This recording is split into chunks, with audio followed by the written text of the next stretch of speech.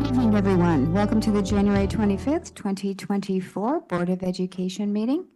Call this meeting to order, and with us this evening is Mr. Krasnov, Mr. Lee, Mrs. Flynn, Mrs. Guernsey, myself, Mrs. Jacobson, Mr. Asa, Mrs. Maxon Kennelly, Mr. Peterson, and Mrs. Rinaldi, as well as our superintendent, Mr. Testani. If you could all please rise for the Pledge of Allegiance. And Mr. Lee, can you start us off?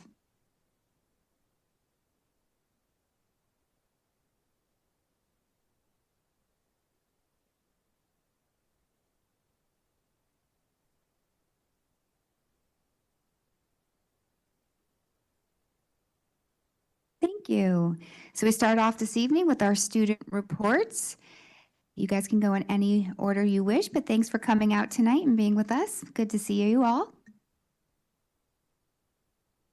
Good evening. On Tuesday, January 23rd, our math and science students were given a demonstration on how to set up and use virtual reality goggles our school owns. We are planning to incorporate their use in all of our content area classes. Students will be able to tour a plant cell from inside of it or tour an ancient historic site. We are very excited to announce that 6 students graduated from Walter Fitzgerald campus. We held a graduation ceremony on Friday, January 19th. Parents, guardians, staff, and students and former students attended. We completed the ceremony with a restorative circle, and we gave the students our individual congratulations, best wishes, and advice as they move on to the next chapter of their life. A group of students and a few staff are creating an Asian New Year celebration for our school for Thursday, February 8th. Chinese New Year is celebrated on Saturday, February 10th this year. It is recognized as the Year of the Dragon, and we look forward to telling you about our celebration at the next Board of Ed meeting.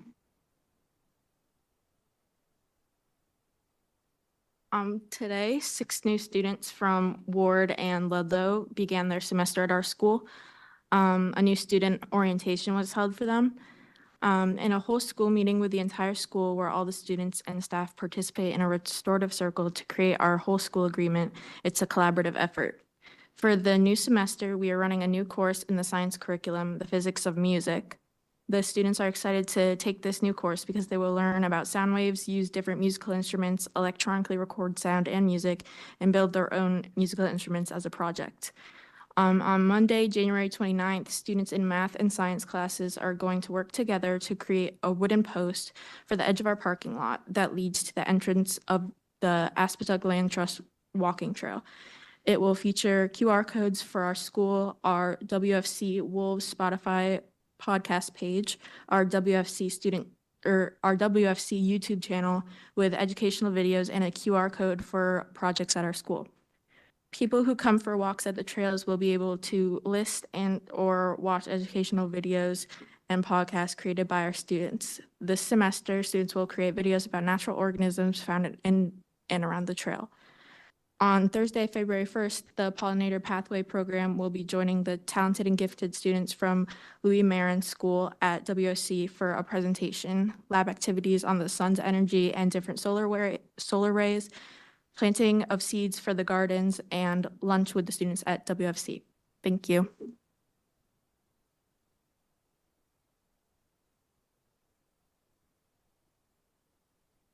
Hi, how are you guys today?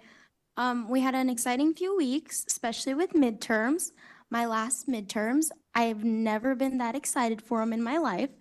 I think I almost cried when they finished. There were a few tears.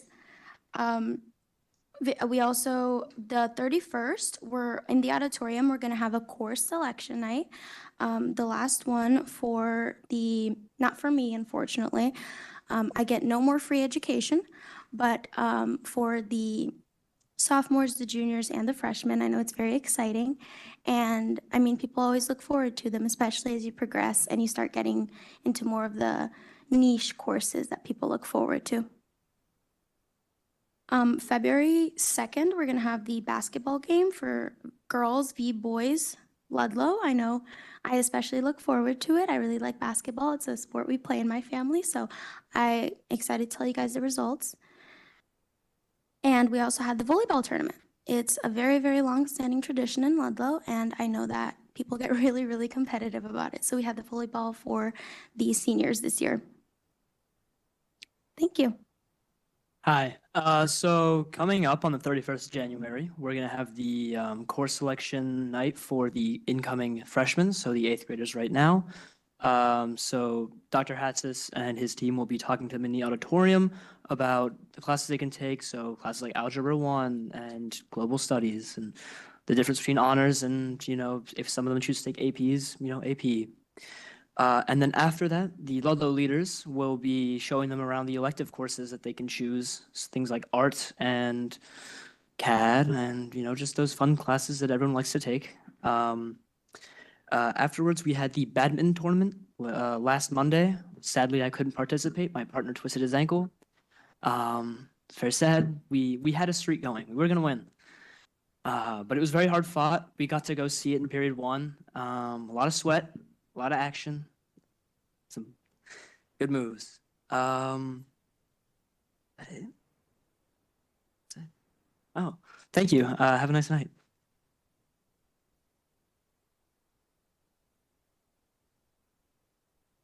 Good evening, Board of Ed. I'm Alex Jeremiah, and we're from Ward. I hope you all have had a wonderful week and weekend. A lot of it happening at Ward, so let's catch you guys up. Firstly, we have our Spirit Week coming up starting January 29th. We have Jersey Day, then the 30th. We have Monochromatic Day, the 31st, Wild Wild West, and first we have Staff and Student Swap, and wrapping it up with our Spirit-Filled Week, we have Spirit Wear on the 2nd.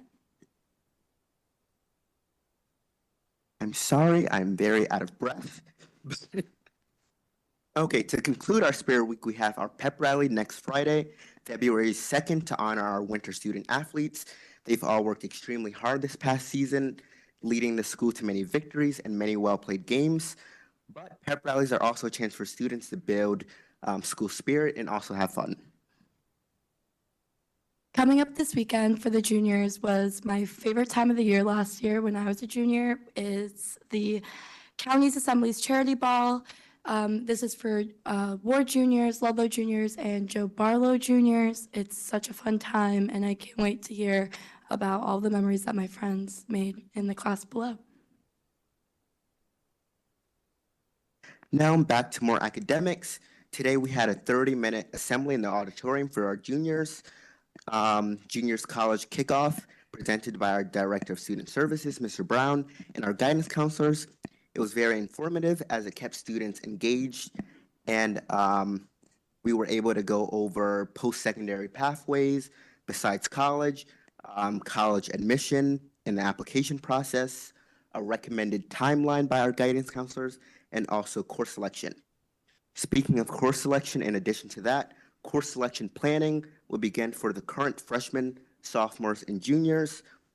Over the next upcoming weeks, they'll have a chance to go over their future classes for next year and also build their schedule with their teachers. Ms. Botero, who is the teacher at the College Career Center, is having a virtual meeting regarding possible career options in entrepreneurship and business. This is a great opportunity for our seniors to chime into the virtual meeting and learn more about the different opportunities they have for them. As being a future entrepreneurship major in college, this is a really great opportunity. I've talked with Ms. Montero. It sounds amazing. We have different guest speakers coming into the meeting. Any seniors listening or parents of seniors, definitely tell your kids to chime in if they're planning on majoring in business. This is a very good opportunity for them. Okay, on Wednesday, February 7th, in 2 weeks, we'll be hosting our Taste of Ward Future Mustang Night. This is where current 8th graders will be attending Ward next year, come to view elective offerings. Teachers will be stationed throughout the hallways to give further information to students, and current Mustang mentors like myself will be stationed around the school to offer tours and to answer any questions. With some exciting news that DECA has been keeping under wraps, we have a slushy machine coming to Ward. So get excited. The slushy machine has 5 flavors: cherry, blue raspberry, pineapple, tropical fruit, and cotton candy, and it will be held after school at the bus loop. I see some Ward friends. Go check it out, the bus loop. It's going to be really fun. it will also help DECA out for states and internationals coming up. So thank you. Okay, I'm still very much out of breath. But finally, but not certainly not least, we have our sports. This Saturday, we will be having a doubleheader basketball game versus Richfield High School. The varsity girls will play at 4 p.m. and the varsity boys will play at 6 p.m. It's very exciting because the boys teams are the two FCAC champion teams. So please come out and support. So as you guys could probably tell, Ward has had such a jam week, couple of weeks actually, and we can't wait for more things to happen and update you guys. I hope you guys have an amazing weekend. See you guys in a couple of weeks. Thank you. Before you start, I just want to say this evening, we are pleased to welcome Ludlow High School student Connor Cowan to our meeting. Connor was appointed, by Governor Ned Lamont as one of only 2 student representatives in the state to serve on the State Board of Education. So far, his efforts has included lobbying for AI adaptation in the state's new 5-year plan and furthering investments in electric school buses. Connor's devotion to making a positive difference in public policy is evident in all that he does, and we are so proud to have him represent our students and their staff on the State Board of Education. And tonight, we're going to ask Connor to give us an update of the happenings at the State Board of Education. So thank you for joining us tonight, Connor. Thank you for that introduction. So I've structured my presentation in sort of an update section and then recommendations / implications for the board. So starting with educational equity and diversity, we heard a number of public comments about Sikh students' religious accommodations. So there's actually an article of faith for Sikh students called the Karpan, which includes a short blade. And so obviously there's a tension between religious accommodation and the deadly weapons policy. And so just bringing that forward as something to consider. The state endorsed a joint position statement for equity in mathematics education. And we also discussed Public Act 23167, the Section 10 mandate, which requires that local Board of Education submit a increasing educator diversity plan no later than March 15th, 2024. Curriculum and standards, there was an adoption of new Connecticut elementary, secondary, and social studies standards, as well as the 5-year comprehensive plan for education. Within the 5-year plan, there was 4 strategic priorities, including all learners are supported, including those with high needs, and having equitable access to education regardless of background or advantage. Learning spaces are safe, compassionate, and culturally responsive, and are designed to support the academic, physical, and social emotional well-being of all learners. Elevate Connecticut's curriculum frameworks to provide support for the development of rigorous, engaging instruction and the reliable assessment of universally required skills for life beyond school and a lifelong love of learning, and create opportunities for all students to explore multiple career pathways.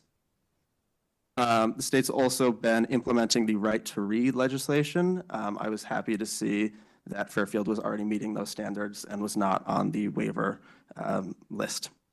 In regards to special education and language barriers, the state adopted a Parent Bill of Rights for English language learner and multilingual learners. We also received an update from the Bureau of Special Education, which included 8 components of a general supervision system aimed at improving outcomes for students with disabilities, a system to address credible allegations, as well as information on the new CT special education data system. They ran a survey in autumn which revealed that the greatest benefits of this new system include higher quality parent-friendly IEPs, seeing all student documents in one place, including transferred students and translation as well. In regards to educator preparation and recruitment, there's continued and newfound approval of many educator preparation programs. In regards to recruitment, there was 2 things I wanted to highlight. The first was enhanced reciprocity between states, so allowing educators certified in other states to teach in Connecticut, as well as a program called the Connecticut Educators Rising Program.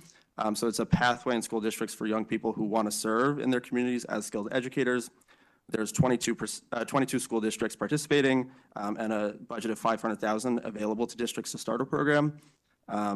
They highlighted a statistic I found quite interesting. 60% of teachers work within 20 miles of where they attended high school. And so that was really the aim of this program. In sort of miscellaneous, we received a presentation from the Connecticut Department of Transportation on safe routes to school. The new kindergarten entry age is 5. And we also received a report from the Dalio Foundation titled Connecticut's Unspoken Crisis, Getting Young People Back on Track. It found that 119,000 or 19% of Connecticut's 14 to 26-year-olds are either at risk or disconnected from educational and employment systems, as well as other major institutions. Finally, in regards to data and monitoring, the Next Generation Accountability System revealed some bright spots, as we call them. Chronic absenteeism declined for the first time since the pandemic, from 23.7% in 2021 to 2022 to 20% in 2022 to 2023. Obviously, a lot of work to be done still, but encouraging. In addition to that, math and science achievement, as well as post-secondary readiness improved. In regards to recommendations or implications for the board, again, policy review for religious accommodations. I don't know that the Sikh community is particularly a large part of our student body, but it's important to have those policies in place. And I believe guidance is forthcoming from the state legal office as well, ensuring compliance with the mandate to produce the increasing educator diversity reports. In regards to curriculum development, ensuring upcoming curriculum reviews align with the 5-year plan, social studies standards, and the joint position statement on equity in mathematics education. Ensuring special education teachers are fully leveraging state resources, disseminating the Parent Bill of Rights for English language learner, multilingual learners, and ensuring Fairfield's translation services are sufficient to meet the needs of students and their families. I think the state will also be publishing a list of translation services providers because the goal is to be moving away from like Google Translate.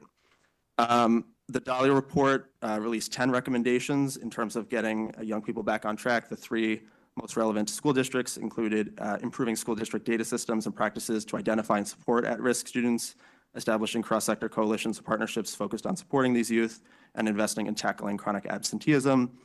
Finally, as someone interested in sustainability, I once again have to highlight the Safe Routes to School program with the Connecticut Department of Transportation willing to offer free program assistance in the areas of education, so pedestrian and bicycle safety training, encouragement, so collaboration and planning events such as National Bike and Roll to School Day, and evaluation with walk audits or pedestrian safety assessments. So that's all. Thank you.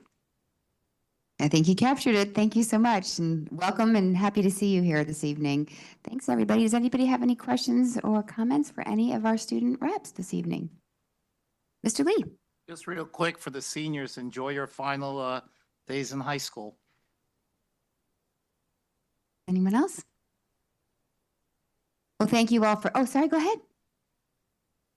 Oh, I just wanted to mention that I know that for Sikh students, a lot of colleges have taken on to allowing them to carry necklaces that have like mini blades, and that's a way that they got around the danger of just having a sword versus, acknowledging their religious need to have the specific blade on them. So I just wanted to mention that just in case. Thank you for that. All right, everyone, thank you for being with us. If you'd like to stay, of course you may. If not, we wish you well for the rest of your evening. We look forward to seeing you again soon. And thank you to our special guest, Mr. Cohen, for coming tonight. We appreciate all the updates and all the work that's being done on our behalf. Moving on to our next item. Public comment. At this point, we will take public comment on any of our agenda items. Just a few reminders, when you come up to give public comment, if you could please state your name and your address for the record. You have up to 3 minutes to speak. And I think that's it. So if anyone would like to speak at this time, you may. And also a reminder that you can only speak to an item once. So if you speak at the beginning and it comes up again, you would forfeit that right. Go ahead.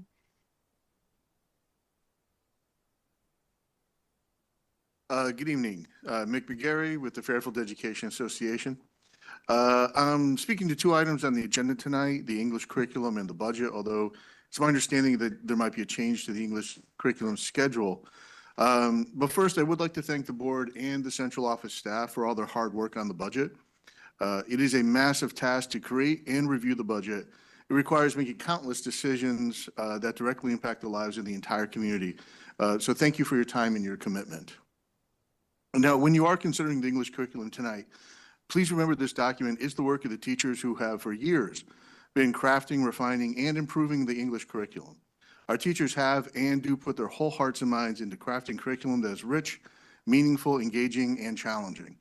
A curriculum that offers an array of texts and opportunities to learn, create, and grow. So please trust the work of our teachers and pass the curriculum. I would also ask that as you are considering changes to the superintendent's proposed budget tonight, remember that the numbers on the spreadsheets do represent real people, people who work every day for the children of Fairfield. A decision to cut a number in the budget can have real and lasting impacts on staff. Over the years, Fairfield's teachers' compensation has become uncompetitive with our competing systems, and this budget does put the district on a path to more competitive salaries. The Fairfield Education Association recently conducted a morale survey. The results show an urgent need to improve our teachers' morale. In the next few weeks, I'll be meeting with members of central office to discuss ways to improve morale in the system. One step can be taken tonight by simply keeping in mind as you deliberate the real people behind the numbers in the budget and the real people behind the curriculum. So please trust our teachers, pass the English curriculum, and support the budget that brings us closer to competitive salaries. Thank you very much, and I do have a feeling when all is said and done tonight, I'll see you tomorrow.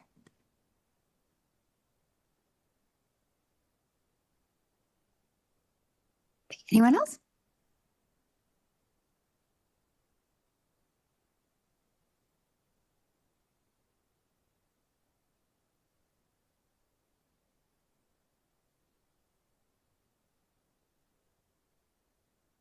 Good evening, Board of Education. River Peterson. I'm a senior at Fairfield Ward High School. I'd like to talk about your upcoming vote on whether or not to consolidate the art and music directors of education. I consider myself to be an avid member of the music community and the music performance community. I have worked closely with Robert Hughes on multiple occasions through multiple concerts over my past 4 years of high school education. And I can safely say that it is a job that is not to be taken lightly. I personally believe that combining these two roles would be ineffective towards the student body at general and towards the performance capabilities of both the art curriculum and the music curriculum students. It's important to consider that these directors not only consider the 2 high schools, 3 high schools, including Walter Fitzgerald, but also the several middle schools and elementary school students. Working with Mr. Hughes has given me kind of an insight to how the process works. I am currently, I have been accepted into Boston University's music education program. I am considering my position as a future teacher. And I know that as a future teacher, it's important to be able to balance administrative work with teaching work, and removing the teaching aspect from the administrative standpoint of a director would be a negative consequence for the programs. Working as a teacher can give you the kind of insight into the changes that you're making to the program, how you're making the program stable, different performance outputs. I am not as active a member of the art community, but I know from my fellow students and friends in the art community that this would also be an equally negative change towards the art program. The art program is vital for especially the elementary and middle school students to be able to explore their interest in different art outputs, whether it be performative, whether it be physical, or any other kind of art medium. Working with the art students and the music students together is important, and it is vital for our strength as a kind of more liberal art institution for our music and art education. And I encourage that these directors work more closely together to create more interactive displays. However, I feel that consolidating the position into one leader who may not be a teacher themselves will be an ineffectual use of our time. Thank you very much.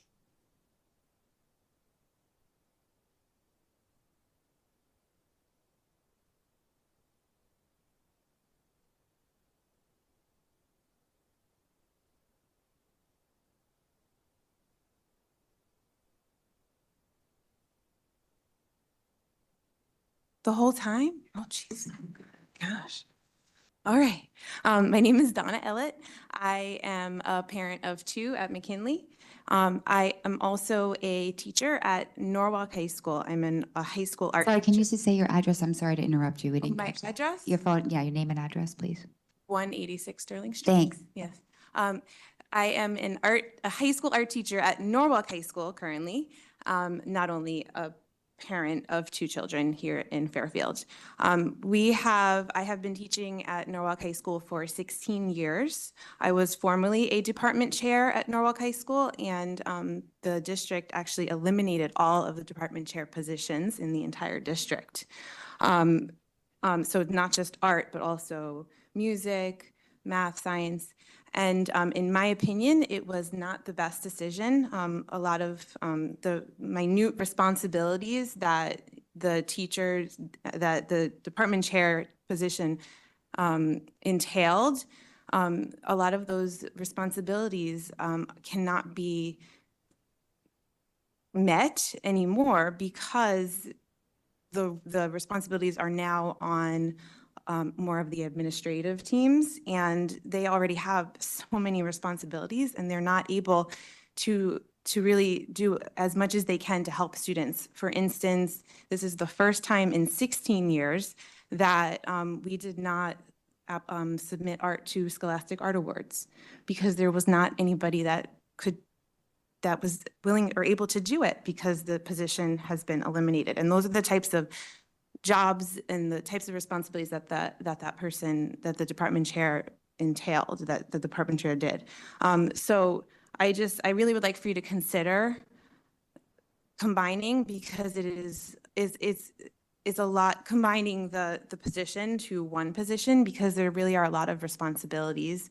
And if there really should be a separate art and a separate music, because there are so many responsibilities for each department that it would be very difficult for it to be done by one person effectively and well. And that's my opinion. Thank you.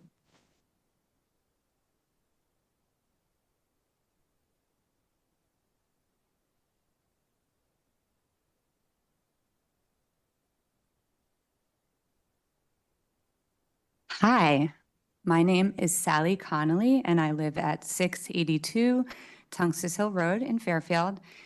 Okay, so I will start out by saying that I am a mom of 4 kids, 3 who are currently in the Fairfield Public School System and 1 who graduated.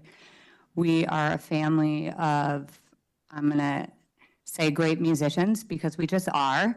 And we chose Fairfield Public Schools because they have an amazing school system. You came from Bridgeport Schools, and I'll tell you, back in 2003, when we bought the house, it would have been a lot less expensive to buy right over the border, but we don't make a lot of money, and we put that money into Fairfield Public Schools, into the house here, so that we could be in Fairfield. And one of the major draws for that was the fact that Fairfield Public Schools had an amazing music department. Now, my son, my oldest, he's studying music. After high school, he's now in college, and he was able to get a full tuition scholarship based on not just academics, but that music, basically the music work that he did. And I'm just thinking about the fact that over the past number of years, what's happened is that coordinator of music department, it changed so many times. We finally have Robert Hughes, who is a fantastic coordinator.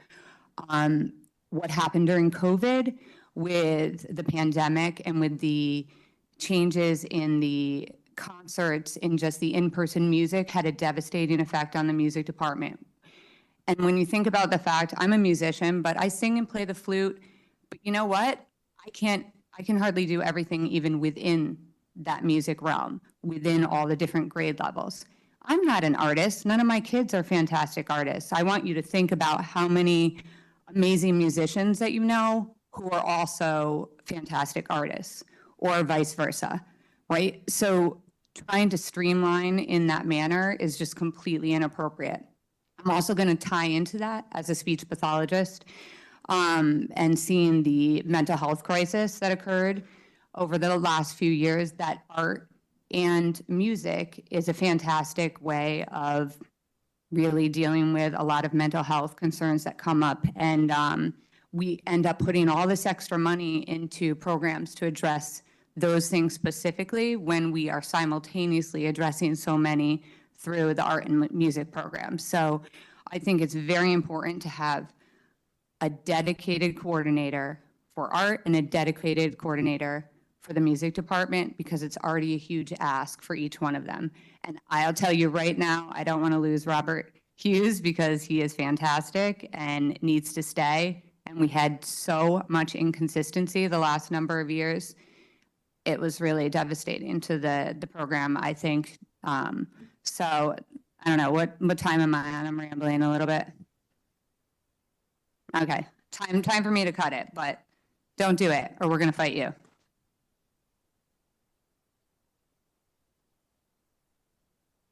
Anyone else? All right, thank you. Presentations, recognition of excellence, student scholastic art award recipients. Mr. Testani. Thank you. This evening, we're pleased to recognize high school art students who were named Connecticut Regional Scholastic Art Award winners for their exceptional work in photography, painting, drawing, sculpture, and digital art. Over 300,000 entries from students in the United States and Canada were submitted to the juried competition. The artwork selected is considered to be the best in the state of Connecticut. Student artwork will be showcased through February 2nd at the University of Hartford. You can also view these exceptional works of art on our social media pages or at our FPS website. Tonight, we are thrilled to have several of our Scholastic Art Award winners with us tonight. As I read your names, please join us for a photo along with any of our dedicated art educators who are in attendance this evening. So at this time, I'd like to call up Alessia Torres, Allison Rowland, Ashlyn Cummings, Beckett Dayton, Charlotte Praver, Hannah Pressman, Jackie Papier, Catherine Carasoni, Mio Nomoto, and Rory Kurtzenberger.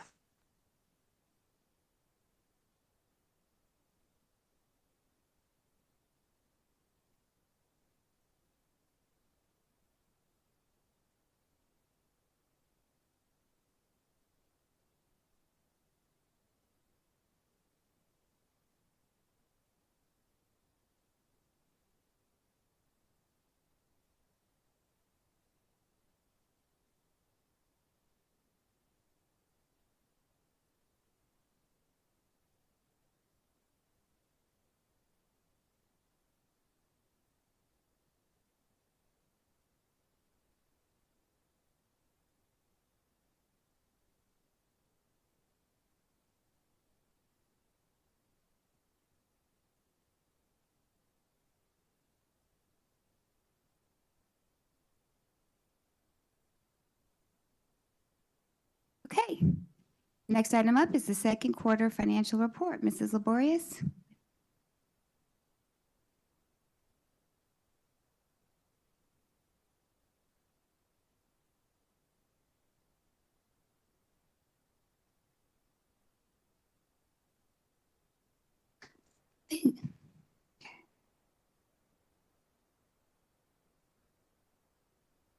Thank you, Mrs. Jacobson. Courtney Laborious, Chief Financial Officer, Fairfield Public Schools. The board and the public were reviewing the second quarter results for our financials. And in your packet, you'll see the memo along with supporting documentation. This has been a unique year for us financially in terms of the impact of state legislation and unprecedented student needs, coupled with the need for additional sections in elementary school. Which, you know, a testament to the fact that parents are speaking to us about coming to Fairfield Public Schools because of the excellent quality education. So we're happy. At the same time, it has a financial impact. So we wanted to show you a fiscally responsible budget. And we wanted to talk to you tonight about the second quarter results because it did impact and has implications for our budget ask for next year. So as you know, as we were talking through the budget, there is a current year headcount increase. And because it's in the current year, it impacts our financials bottom line. So what we're showing to you is a budget that has a gap for those reasons and proposing to you or speaking to you about measures that we're taking to ensure that we operate fiscally responsibly this year. So I mentioned earlier change in the state legislation. So the first item was most are aware, and I think we spoke about this earlier, that require districts to support students to receive programming through the end of their birth year in the year in which they turn 22. In the past, they raised the age and now they extended that so that we provide services throughout the year, which we're happy to provide the services for the students. It was an unanticipated state mandate that was not funded. So that's costing us this year $600,000. So that's driving a portion of the gap that we're talking to you about tonight that we're going to support so that we are within fiscal balance this year. The second thing is just driving up. We spoke to you back in the first quarter about needs for special education. We were in a small gap at that point in time, and that's continued forward because of this legislation. We are mandated to meet the needs of students. In addition, the state capped us at 70% for the reimbursement, as we've spoken about earlier, for costs in excess of 4.5 times the average per pupil cost for our district. So because of those reasons, we're in deficit in the special education area. The second is related to staffing needs as a result of greater than projected enrollment in elementary. We added 3 sections, and as a result, there are additional teachers and specials in our current year. In response to student need, we also added an additional CLC classroom. And as you know, the increased support has a cost avoidance measure, so we are able to serve kids in district. It is a cost avoidant, as the Executive Director of Pupil Personnel Services has gone over, great cost savings, but at the same time, there's a 1-year cost that we didn't anticipate. We also increased district support staff due to, as parents have testified to this evening, greater social, emotional, behavioral, and mental health needs that are identified through the PPT process. Briefly, we wanted to let you know we've seen an increase in student referrals and therefore impacting our prevalence rate. Specifically, we added a program director of elementary special education because of increasing needs across all 11 elementary levels. FPS has 11 elementary schools with 728 students with disabilities, and that represents an 18% identified with special education needs. And we care for and have a need to serve those students.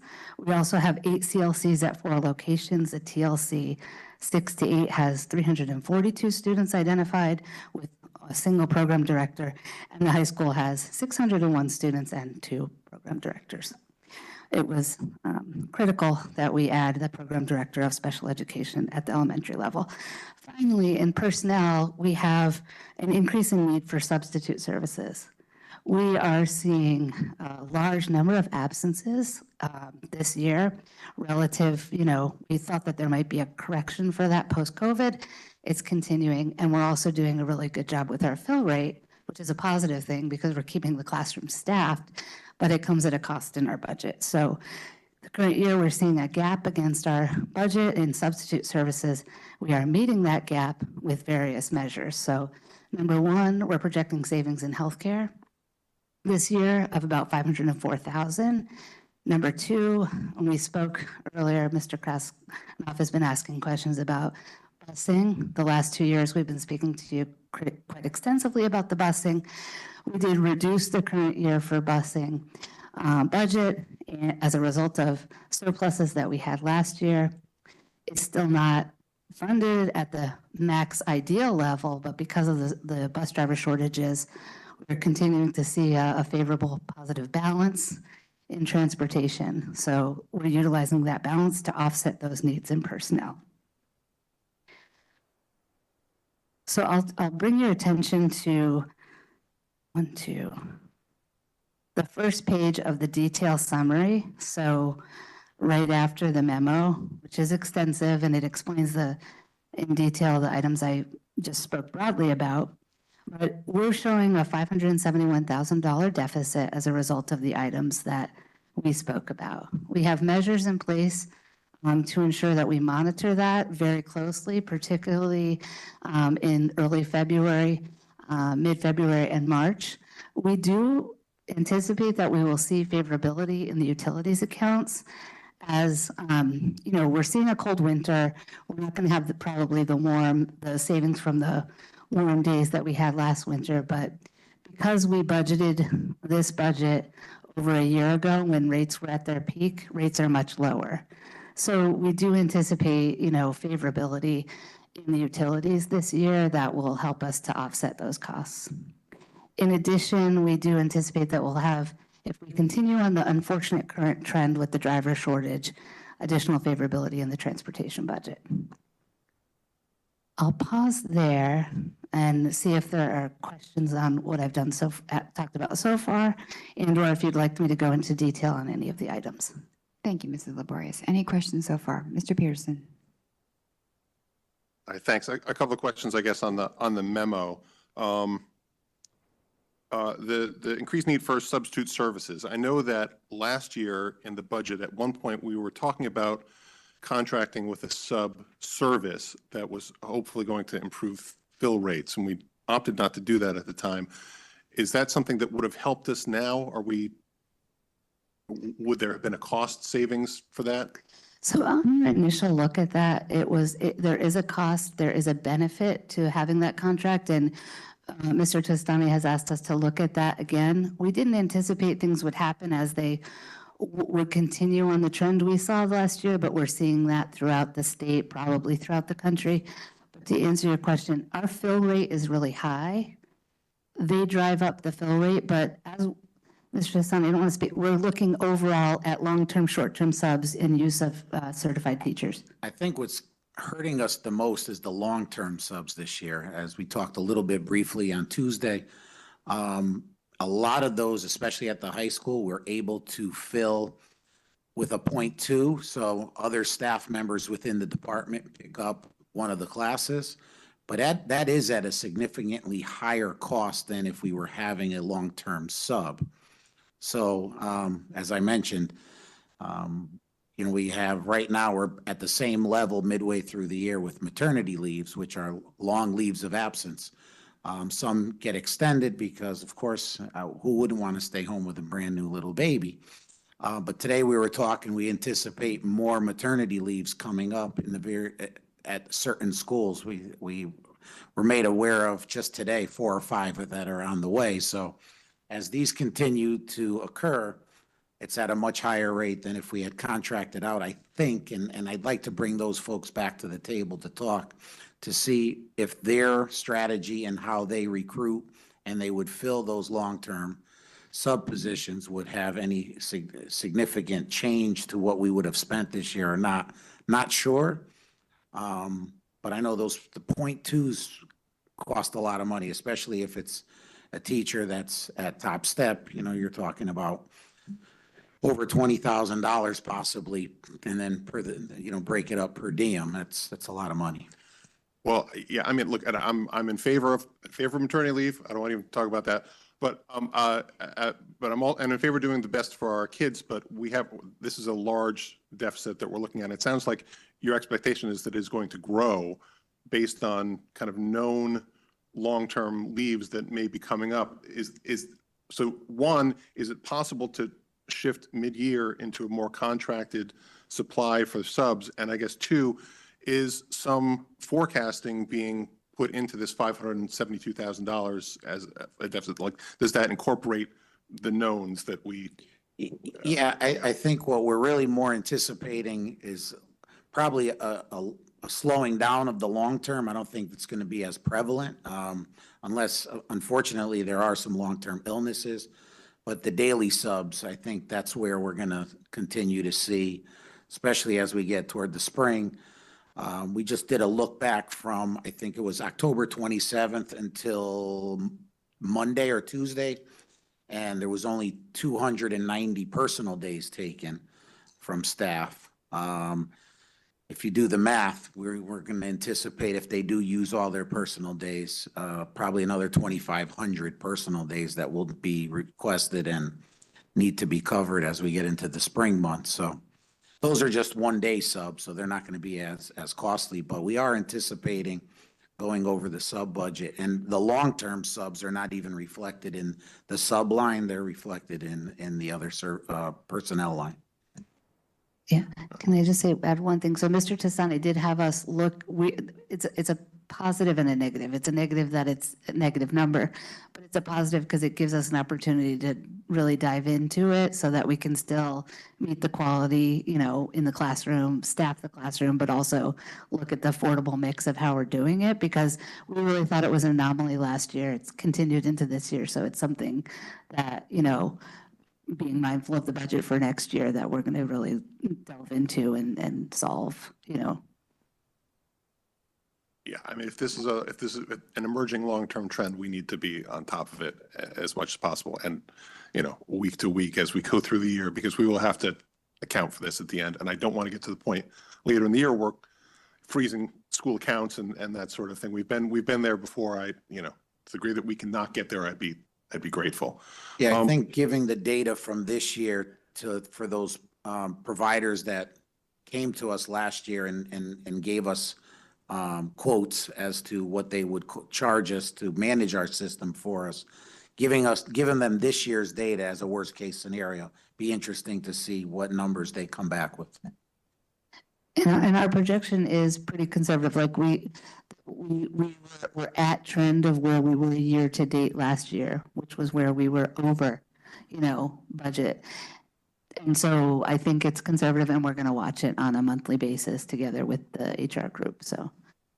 And just one other thing on the memo, I noticed in the support expenses part, we're talking about a part-time legal position. At staffing part-time, and this is the $100,000 that I thought in the current budget that we're considering later, we've decided not to do that, but to contract out. But in here, it talks about interviews are being done. Yes. So at the time, we didn't have any applicants, so which is only as good as the day you publish it. But so when we planned, we didn't anticipate that we'd have many candidates. We've since had some. We haven't done the interviews yet. We wanted to talk to the board about that being a number that, you're correct, it's in this year's budget as personnel line. That money is reflected still in the personnel line. We're projecting the expense on the contract line. So, and next year, we removed that from the personnel line and moved it over to the contract line. So we would expect that if we find a favorable candidate, we'd come back to the board to vote on a transfer. We currently have a candidate that did apply recently that is currently serving in that role for a large school district out of state that is relocating here for a spouse's job in the area. So if they're able to do the work, and they do the work exactly that as we've posted it in a much larger school district, and comes highly recommended through some of the phone calls that I've kind of informally made, they're sorry to lose the individual. No, that sounds great. It sounds like something that I'd be happy to hear updates about as we go forward. Mrs. Maxon Kennelly. Yeah, could you, on the support expenses, could you speak to what is being held in reserve? Sure, yeah, that's professional development and assessment, program assessment funds that we have timed out for after we know what our favorability will be with the winter season and the busing. So it's holding it in abeyance until we have a better sense of that in March. So we also have additional, yes. But that's very vague. What professional development, so what is it that we think that we thought was going to take place that is not? Mr. Zevichansik, might you help me with that?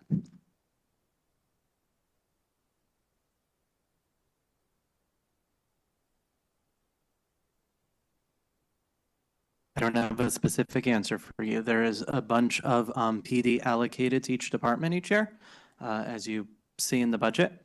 For out of district conferences, mostly, and some in-district stuff. So I can put a list together of what was budgeted from last year.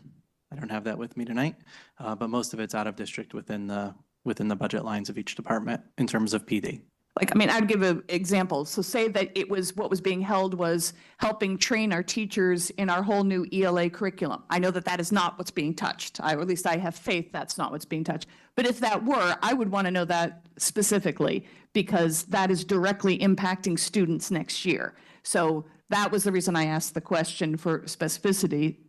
Not So- being touched. An example would be like the Association of Supervision and Curriculum Development has a conference coming up in April that perhaps we may not be attending that we planned for. And assessments that we're not conducting? The assessment account generally gets funded in July, to be frank about it. So we are usually under contract with that. We purchase the assessments in July for the following year. You may remember last year when we budgeted, we were unsure of which vendor we were going to go with. So we were making estimates of the many that were there. We've since paid for the assessments. This is NWEA, Acadians, STAMP, and so forth, and the training that went along with it. So we're pretty sure that that account can be held at this point. And I also just want to remind one thing, so nothing that was already encumbered or contracted, planned out is being held, reduced, or in any other way adjusted. It was items that hadn't yet been encumbered. And then in addition, because we're a school district who operates on a one-year basis, but we do multi-year planning, to Mr. Zavajinsic's point, you know, some years we are able to do additional projects in maintenance. Some years we have to hold them into abeyance because there's some ebbs and flows with our student needs, and we do land at zero because we're expected to utilize our resources fully. So just to say that, that's not an ideal answer, but just to say that we have to plan in a multi-year way, and we do, and we are doing that very mindfully, so. And then maintenance also has a similar dollar amount being held in reserve. So we were very, very fortunate in that the board authorized us at this time last year to accomplish a lot of projects off of our multi-year plan. Ideally, we would not have to hold these accounts and we'd continue the work. Right now it's paving, tree maintenance. We did not get done a lot of paving at year end last year, and tree maintenance. We would prefer not to have to hold these funds, but you know, Mr. Papageorge is really, he and I are right next to each other, and he's very good at me knocking on his door and saying, okay, I've got this money to spend, you know, not frivolously, but he's ready and plans. He's got all his purchase orders ready to go. So it's not going to impact us in that way. He's always got his list, and we work closely together to make sure all the contracts go through to be able to do it in the right time. So it's mostly things like, you know, our regular tree maintenance, tree PM, our, again, like I said, paving, some of those other projects that, you know, we're still hopeful that we'll get accomplished before year end. Okay, thank you. Again, obviously I've articulated for the past few weeks my concerns over the 25 FTE added, because clearly that's the crux of the matter of us being in this hole. And I guess some of it I'm still not quite understanding. I don't understand the 5.9 at elementary school. I know we had 3 sections, but and which I'm not questioning that. I'm not asking us to increase that class size. But that leaves us with a 2.9 that I don't understand. And I don't know if that's something you can speak to. And I know we've probably had that answered with all the paperwork. I just can't remember it right now. They trigger more PE, more art, more music. All the little points add up. Then we had to increase a little bit at the middle school and a little bit at the high school, as we know. But a little music at the middle school, a request from Roger Ludlow Middle, from the principal there, to meet the needs of all the students that were in the music program. And then we had, I believe, some science to make sure that we had all the course offerings at Fairfield Ludlow High School. So, and then all the little points that add up at where the elementary sections were offered. And so just, and again, I should know this, I don't, the additional of the 0.2, whatever, you know, in the elementary schools, those little bits, is that triggered by enrollment or by sections? Sections. All right, thank you. Kind of both, because enrollment triggered the section, so sections trigger. Right, but for example, we had 2 extra sections of second grade, which we didn't anticipate. I understand that 2.0. But if you add it up, the enrolled exactly matches projection, which of course is something we always talk about when other town bodies say, how is it that with enrollment going down, you're adding more bodies? And it's always about where they land. Correct. But it is, in fact, the projections were spot on for the district numbers. So it wasn't more Just enrollment. in the wrong grades at the wrong schools. Yeah, like if you look at the class array, I know you know, but you can see which section. So if you had more grade 1, 5 more grade 1 kids at Riverfield, for example, it triggers another section, and that also triggers the specials. On page 180 of the budget book, you can see that breakout of the 5.9, which is, 2.6. Yeah, and then there's STEAM, MLL, art, health, it shows the breakout detail for that. So yeah, that's what we're operating with. I mean, the increase, because we had to the change with the CPP students that remained for the entire year, is over $600,000. I mean, that's just a big hit that the state gave $0 for. Oh, Mrs. Flynn? Hi there. I just have a few questions in regard to the additional CLC classroom and also the higher than anticipated enrollment for ESY. And please forgive me if any of this information was shared before we were elected to the board, but can you just speak to when that CLC class was added and the process in which that takes place, and also then secondarily for ESY, just so we have a better, as Ms. Maxon-Kennelly just spoke to, enrollment was pretty spot on this year, so maybe just so we can get a better understanding of how it was on your end. We started getting concerned and becoming aware that we might need an additional CLC at Jennings School after the budget process. And that not only included a special ed teacher, but the support staff for the students in the CLC. And with the summer school, or ESY, I'm sorry, which is our special ed summer school, this past summer, a lot more students, I think, I said about 150 more students attended summer school or ESY last summer than previously. I have 2 questions. First, on ESY, are those students that are eligible because of the IEP, or do we have SRBI students in that? I know during Boost, it was kind of expanded during COVID, but right now, how is that enrolled? For the extended school year services or programming that is through the special ed department, they're IEP related. The other summer program is funded completely independently of that. Yep. And then, so the CLC at Jennings, was that open on the first day of school this year? Yes, it was.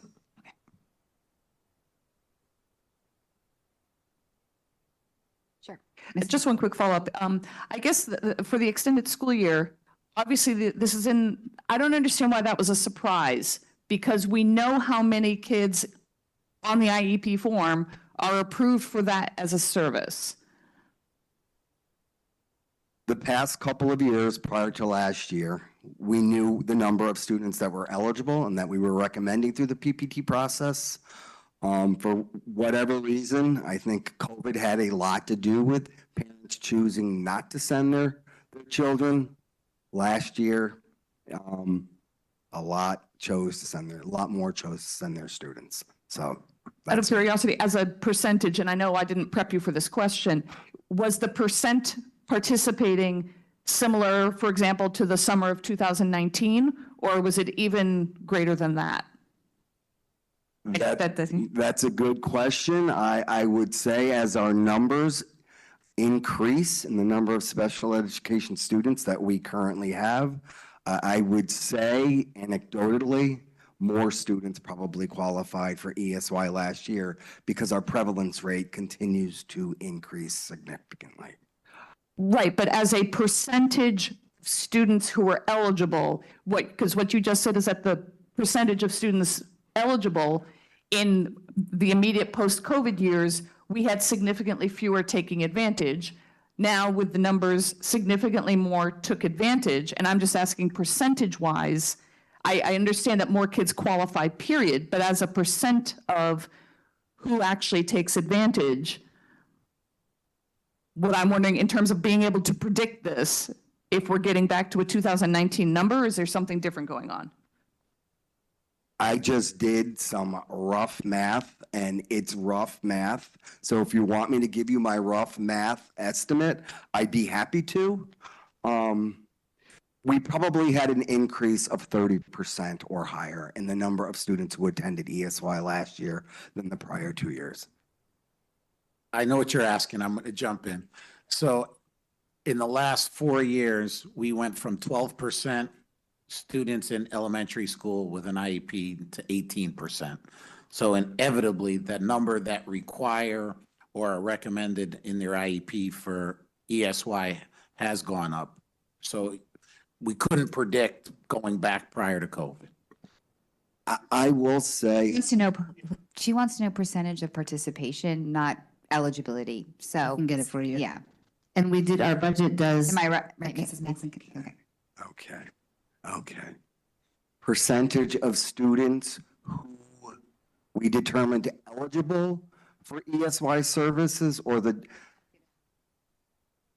So if 100 students were eligible based on the, going through the PPT process, and we had 20% take advantage, whereas in 2019, we had 50 students eligible, and that the overall eligible number has gone up, I'm wondering who's taking advantage? Are we at a similar percentage? That's what I'm asking. I'm going to get that to you instead of just sitting here guessing. Okay, Mr. Asa, did you have a follow-up? No, I was just trying to say, I think what she was looking for was the ratio of eligible versus enrolled in 2019 versus the ratio of eligible versus enrolled in last year. Right. Yes. Are we doing anything differently or better that might be attracting these people, or is it really strictly possibly COVID? I personally think COVID had a lot to do with attendance, because parents were not shy about telling us that. So I think people are like, COVID's over, so people want to get back to normal life. In your earlier question about the budget, it does account for this big increase because we did anticipate in the budget that this would continue next year. Mrs. Lynn. And then just through the chair to Mr. Testani, I just wonder if you could just speak quickly as a part of a community that's seeing that long-term sub increase at a pretty high rate. Is the pool of substitutes for our day-to-day subs different than our pool for long-term subs? I know that role is often, especially for our elementary schools, a really hard transition, something we want to take real care of. So can you just speak to that a little bit? Because obviously this is a pretty big investment that we're seeing. So we want to make sure that those candidates are the highest quality. I think the pool overall is the pool.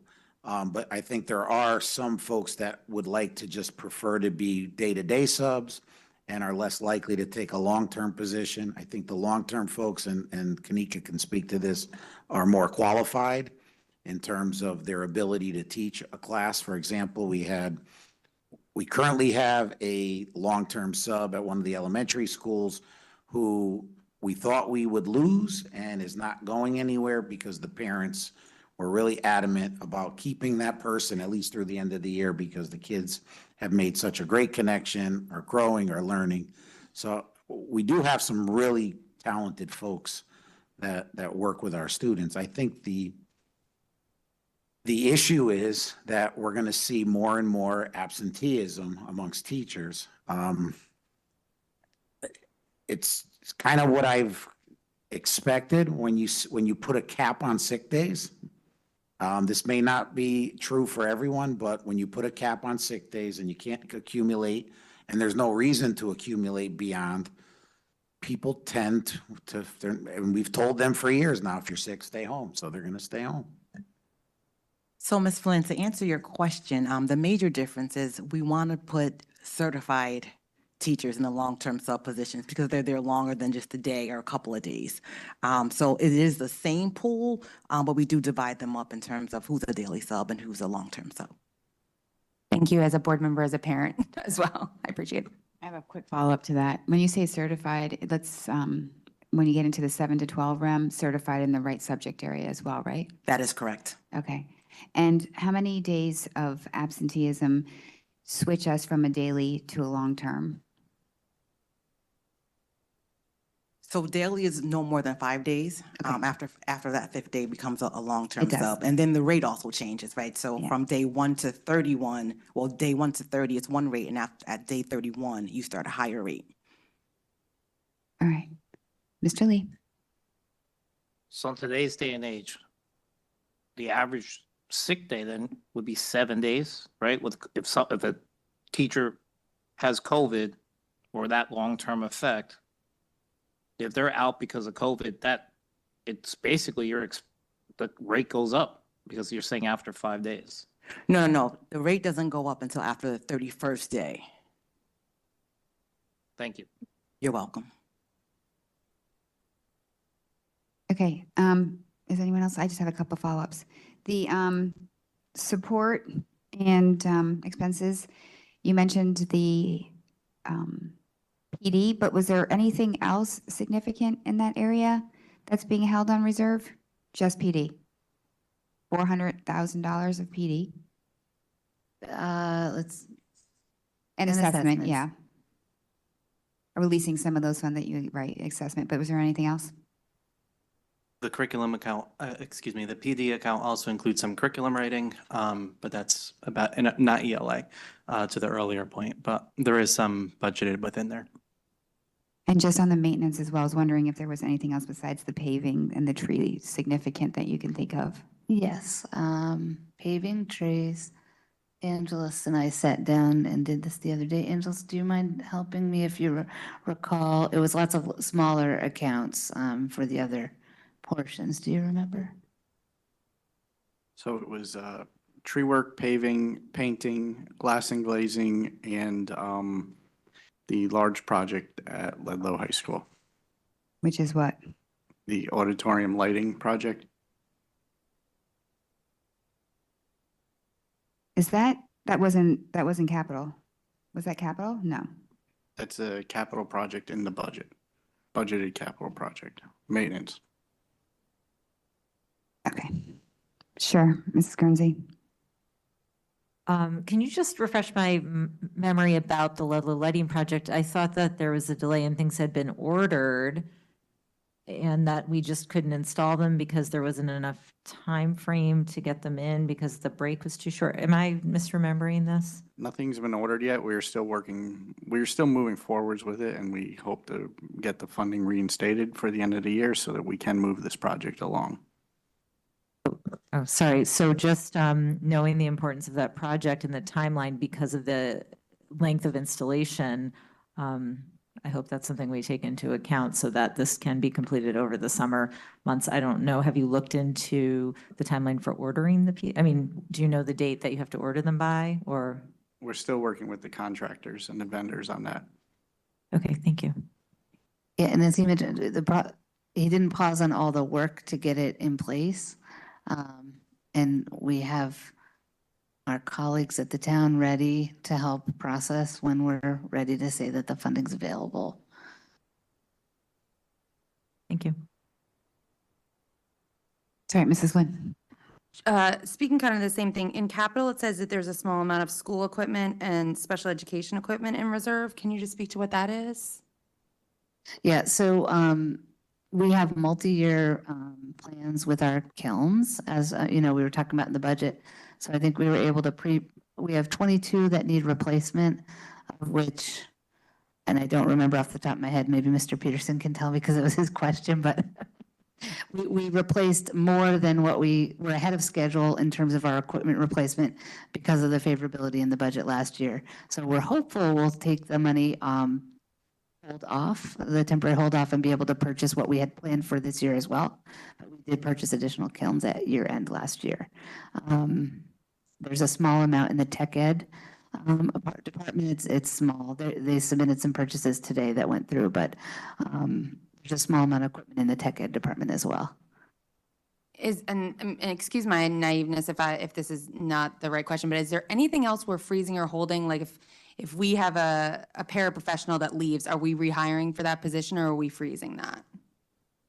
It all depends where the paraprofessional may leave. Right now, there are classes that have 8 kids and 7 paras, and they're not one-to-one paras. So in a class like that, if a para left, we probably wouldn't fill it for the remainder of the year. Unless, again, it was a one-to-one para that left, then we would definitely obviously replace it. But, you know, if a classroom has a teacher, an ed trainer, 7 paras and 8 students, and it's not a one-to-one situation with any of those, we probably wouldn't fill it right now. Okay, and that was just a kind of a pick it out of the hay, but thank you. That's a good way to explain it. I appreciate it. And we typically don't have many people leave us at this point because we're nice and far into the school year. It's an anomaly usually, ideally, if they do, especially even with the paras now that we've got the better compensation, thanks to the board. Mr. Lee? I'm sorry, just to go back to that Ludlow project, any state reimbursement attached to that?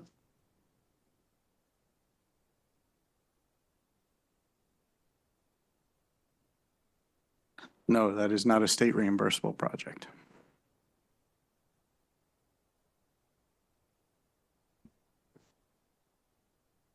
Sorry, go ahead. Did you have a follow-up? Thanks. Okay, thank you. Anyone else? Thank you. Thank you. All right. Old business, approval of grade 9 to 12 ELA curricula. Mrs. Maxon Kennelly. Yes, I'd like to make a motion to postpone this vote to February 13th. Is there a second? Mr. Peterson. Discussion? Mrs. Maxon Kennelly? No, this is to make some edits, so that's because this way the document in front of us is the document we are voting on, which at the moment wouldn't be the case because that work needs to be done. Okay, so the rationale for the delay is so that further work can be done on the documents. Okay. Is there any staff input on this? Does that work for everybody?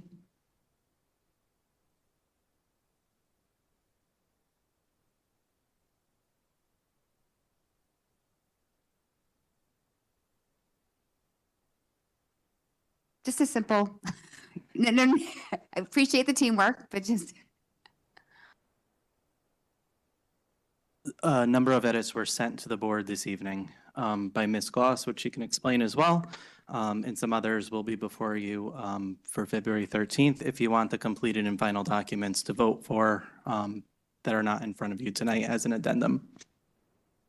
So first of all, Janine Goss, Executive Director, Pre-K-12 Literacy. I do want to continue to thank you for your efforts here, honestly, and to engage in these conversations. So I think we are all on the same page, literally and figuratively speaking, because we want to get this right. We do. We want to get this right and ensure that our students are provided with the highest quality curriculum and experiences in the high school. So I do want to say that it would be important then to submit these documents that are fully edited. And I know that you don't have the fully edited version in front of you, you have a handout. And so in order to fix those, we would need a little bit of time. So. You're picking a new color? It's the Who color wants to of your pick the choice. color? Anyone have a preference? Purple? Purple's our next color. I have not used purple yet. Okay, so these are more edits, it's not a substantive, huge change. We're not thinking this requires a new first read. No, these are grammar and spelling edits, minor edits, and adjustment to some of the text information. There may have been part of a sentence left off, things like that. Okay, all right, thank you so much. So the motion before us is the motion to postpone to a date certain for February 13th. That requires a majority vote, so all in favor of this postponement, please. Motion passes unanimously. Okay, thank you so much. Thank you. Sure. New business, approval of Roger Sherman Elementary School roof replacement project number 051-0153RR, that the Board of Education accept the Roger Sherman Elementary School roof replacement project number 051-0153RR as complete. Can I get a motion, please? Mr. Peterson, seconded by Mr. Lee. Mr. Papa George? This is a formality. The building roof project is completed. The standing building committee for the town oversaw this project, and we'd like to apply to the state as completed. So we need your vote to do that. Any questions or discussion? No? All right, all in favor? Motion passes unanimously. Next item, approval of the Riverfield Elementary School roof replacement project at number 051-051 4RR. Recommended motion that the Board of Education accept the Riverfield Elementary School roof replacement project number 051-015 4RR as complete. Mr. Peterson moves. Mr. Lee seconded. Same. Same.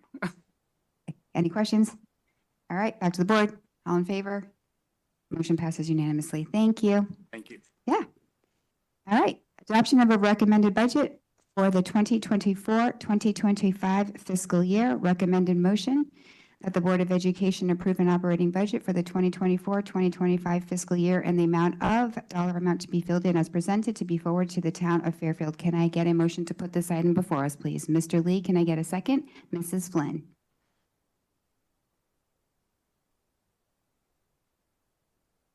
Mr. Tassani, did you have any opening remarks before we get started, if you'd like?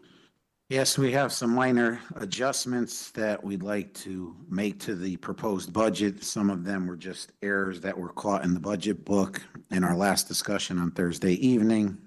They're spelled out in the document, numbers 1 through 6. I would need someone to make a motion to move those the addendums forward, and then we can speak to where we're going and why. So I'm happy to move your first item. So on behalf of the superintendent, I propose amendment to cut $80,000 from major category number 7, summary object 319, department 60, and add $15,000 to major category 1, summary object 129, department 60 to correct the summer school funding with a total impact of minus $65,000. So this is a summer school adjustment item.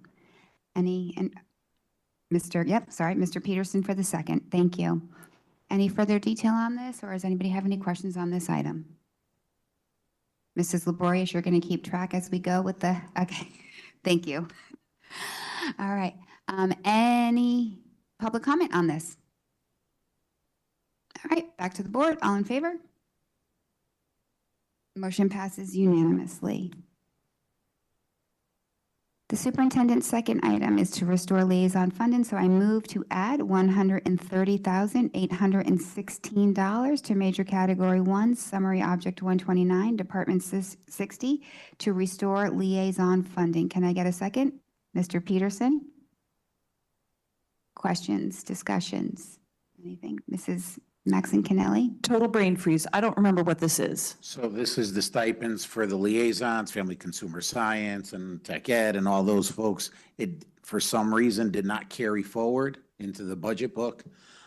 So those folks still are fulfilling those roles and responsibilities moving forward, and we need to have the stipend money to pay them. Anyone else? All right, out to the public. Any public comment? All in favor? Motion passes unanimously. Item number 3, I move to cut $25,587 from major category 8, summary object 401, department 66, to reduce funding for Turnitin. The instructional software package is redundant. Can I get a second, please? Mrs. Rinaldi. Any questions? I believe we went over this during our Q&As, but it's just okay. It was a mistake in the book. So if there's no other questions, I'll take it out to the public. Any public comment? Okay, all in favor? Mr. Krasnov, Mr. Lee, Mrs. Flynn, Mrs. Guernsey, Mrs. Jacobson, Mr. Asa, Mr. Peterson, and Mrs. Rinaldi. Motion passes 8-0. Mrs. Maxon Kennelly had stepped out of the room. Okay.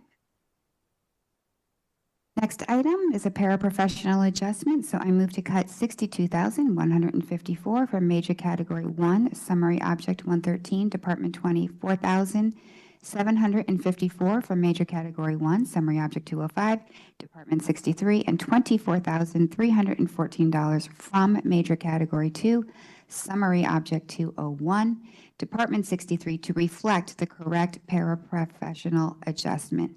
So this is a reduction of 2 paraprofessionals due to the change in how we're modeling in the CLC plus the FICA and the FICA and the health. Can I get a second, please? Mr. Peterson, any questions? All right, out to the public. Any public comment on this item? Back to the board. All in favor? Motion passes 8-0. All right. I move to cut $13,893 from Major Category 1, Summary Object 129, Department 18, to reflect a staffing adjustment that converted 2 part-time positions into a full-time clerical staff. This is a McKinley secretary adjustment. Can I get a section?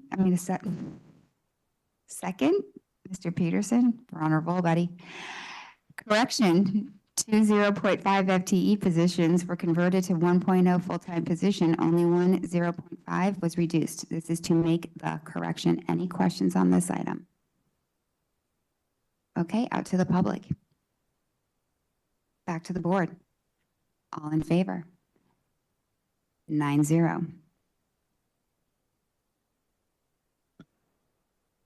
The next one is I move to make adjustments for the STEAM/gifted program as described in handout number.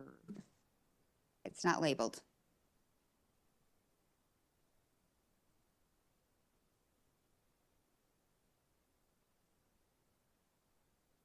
That's what I said. So, handout entitled or titled? Okay. As described in the handout pertaining to STEAM and gifted in the backup of this evening's meeting. There's a handout describing these changes. Oh, wait, before we talk about it, can I get a second, please? Mrs. Flynn. So there is a handout posted to our agenda area of our website. So there were some STEAM and gifted in the budget book, and this is simply to make the adjustments. Questions on this item? Mr. Krasnoff. Thank you. I still have some questions about what's happening with the Riverfield. I see you now credited, which I do appreciate, but it's been offset by a classroom now. And then I'm also wondering what happened with the STEAM at McKinley, because it seemed to be missed on the sheet. So I just want to make sure we're really netting zero and not just moving the funds around. Yeah, it's netting zero in the total if you add up the line items. This is because when we created the budget, we create the budget at a point in time and we froze it on November 1st. And then these people were functionally moved. I think they were already serving in the capacity, but they were moved within our Munis system after the budget was frozen. So this is moving the funds back to reflect where they actually are. So follow up to that, what does the Riverfield classroom represent though that's now on here?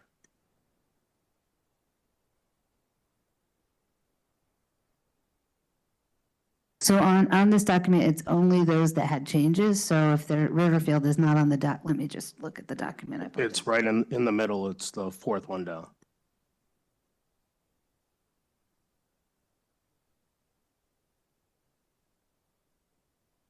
I apologize, that should not read classroom.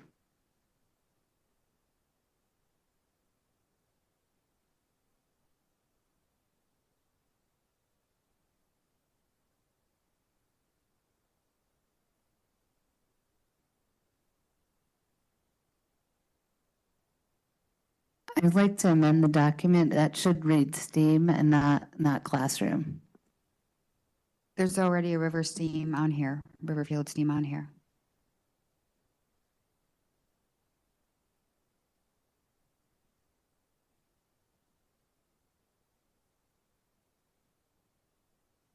Can I pause on that one and I'll, Absolutely yes, can. let's move to the next and I will get that information because it's mislabeled, but I need to have a minute to research what the label should be. So you want me to wait on this adjustment? Yes, please. It's on the table, though. Sorry. Mrs. Maxon Kelly? Did you have a question? To do the motion, so we put it on the table? No, it's already We- on the we need- table. We need to table, you want to like table it to a later in the meeting, to a late point certain later in the meeting, right? Right, exactly. It's on the table, so I mean, it's on the floor. We're going to table it for now and then come back to this item. Is everyone okay with that? All right, when Mrs. Laborious has time to come back and fix that. And Mrs. Laborious, while you're working on that, can you please check McKinley and Mill Hill, please, as well? Yes. Because that was going to be my follow-ups as well. Thank you. We'll come back to this item. Thank you.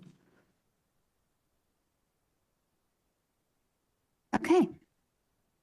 The next one is Mr. Asa. Oh.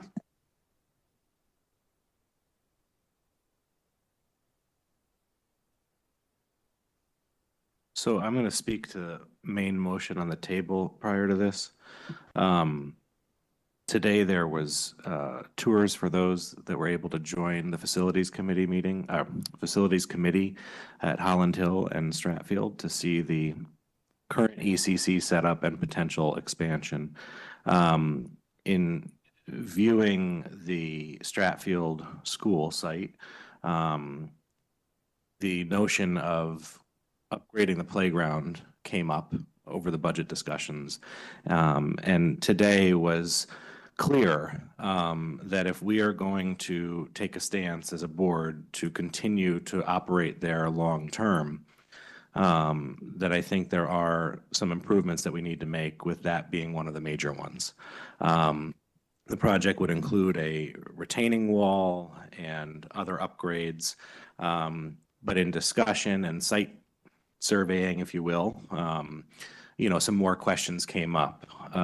So I think it's important that I would just like to make a statement that I do believe, that we're going to be operating in multiple sites for probably a number of years, because I personally don't see a one-site ECC coming in the very near future. So I would like to just make a statement tonight that this is something that we need to continue to look at, and maybe it's something that we continue to discuss in facilities, but I will not be bringing forth an amendment tonight for a dollar amount that I am not convinced will be completely accurate. Oh, so you're not going to do this motion? You're withdrawing this one? What I just said, yes. Okay. I'm not withdrawing anything. I never made it. So this is a proposed amendment. I'm not going to put it on the table. Okay, thank you. Thank you for clarifying.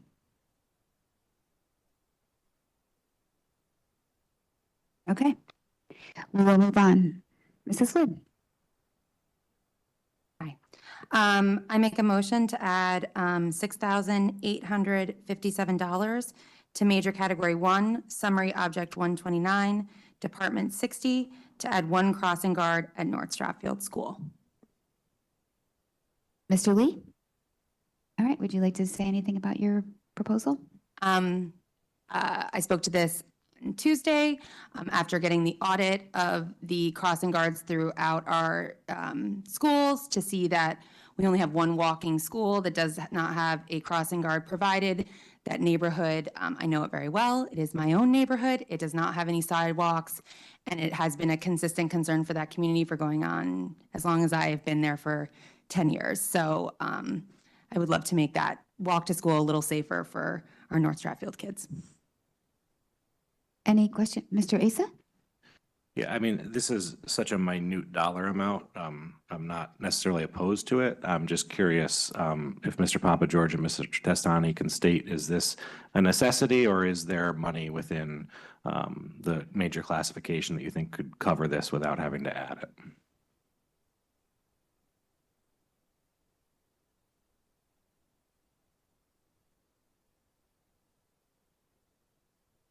So we do run very tight budget for crossing guards, so every crossing guard is budgeted out. So adding this would assist with that, but if it was not added, I think we would still be able to find a way to do it. Thank you. Any other question? Mrs. Maxon-Kelly? While you're at the table, obviously not an area of expertise for me, nor is it something we've ever discussed as a board. And I was wondering if you could tell us about the level of analysis of all of our schools for how we come up with the list Again, I believe it started as being inherited from the police department, but since that point, whether it's adding or subtracting, if you could speak to the analysis of the need. So we have, since inheriting the crossing guard locations, we have not deducted any of them. When there is a reason, when there is a question such as North Stratfield, we will do a site survey with the police department and determine where the safety and whether they are safe or not. Now, it's my understanding that requests have been made, so I was wondering if you could speak to the site visit and the analysis that was done. For North Stratfield, until this budget presentation, I was not made aware of a request. So now that we have the request, we will make that site visit. So that, and the previous would all have been directly to the police department. It has never been, since we've taken it on, the request has not been made here. Correct. Who actually makes that decision? The decision of whether to add a crossing guard or a location. Yeah, is it us or is it the police? Ultimately, we have the decision, but we go with the guidance of the police department as they have the suit. Okay. Anyone else? Questions? Okay, back to the public. Any public comment on this item? All right, back to the board. All in favor? Motion passes unanimously. Thank you. Okay, Mrs. Guernsey.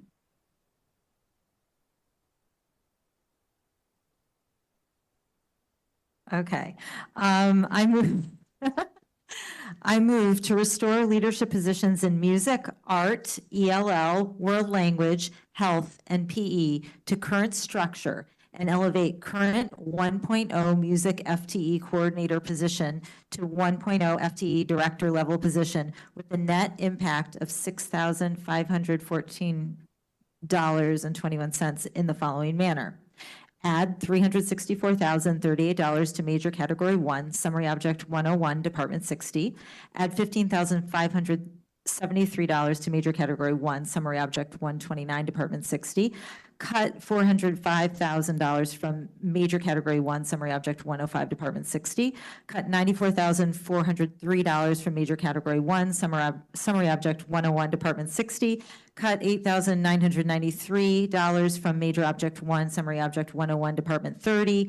Add $135,000 to major category 1, summary object 105, department 60, and cut $90 from major category 2, summary object 205, department 63.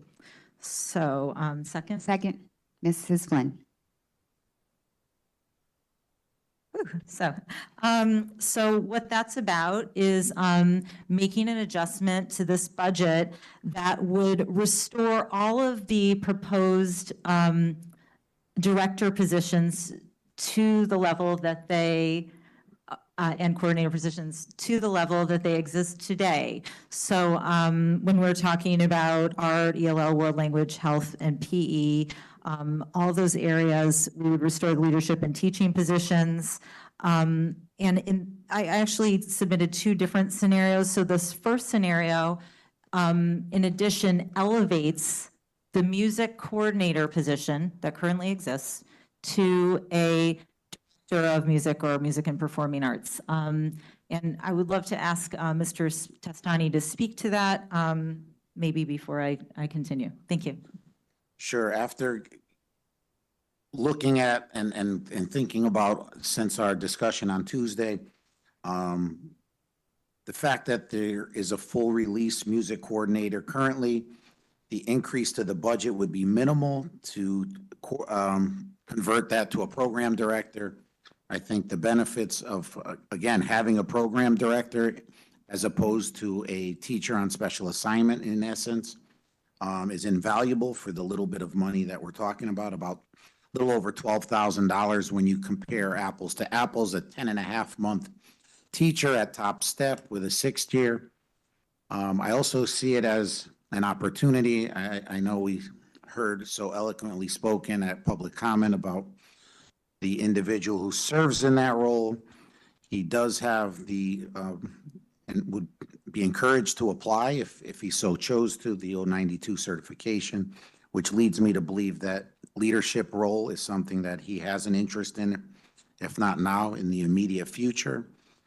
So I look at it as a possibility for a retention of high-quality staff. And so I am in favor of doing that as well. I think that would be a good compromise from the proposed budget. I'll stop there because then I just have one other comment out, unless you want me to continue. Okay. I would like to continue to move forward with the world language, ELL, and the health and PE, as it will not have any real impact to the budget.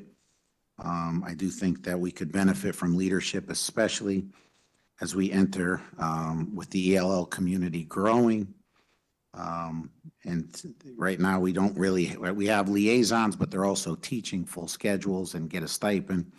It's really clunky, and I think we really need to work with someone that can spend dedicated time and attention to overhauling and assessing our program, looking at curriculum for the program as we enter into the world language curriculum cycle as well. And you know, there was some mention of PE health.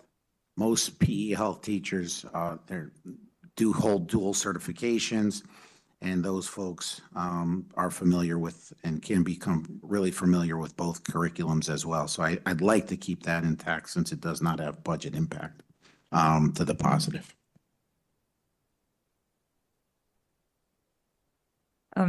So should I continue? Okay.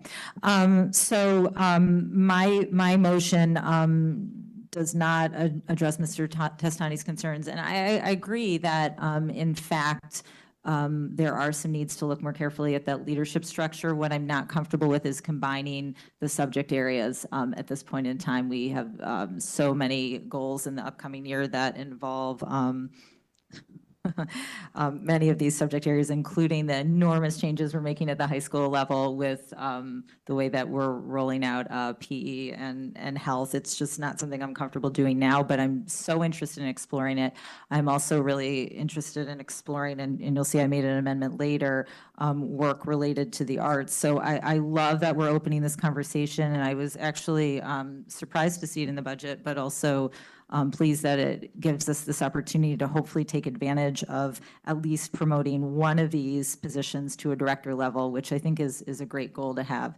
So just to be clear, this amendment that I'm sharing now would be the first choice, and then if for some reason this doesn't pass, the second option follows, and that does not include the director position, for the music and for performing arts. So just for disclosure purposes, this is what I'm working towards. So Okay, before we you. get to questions, I just have a point of clarification. I just want to make sure, Mr. Testani said the term program director. Your motion says music coordinator to 1.0 director. So director, program director, two different things, correct? Yes, they're two different things. So it's not program director like Mr. Testani said, it's director, correct? Because this motion says director. Should read program director, so if we might amend that. Let's just, I just want to get some clarifications before we get to any amendments or Q&A. So it is actually a music coordinator to a 1.0 program director of what? Performing arts.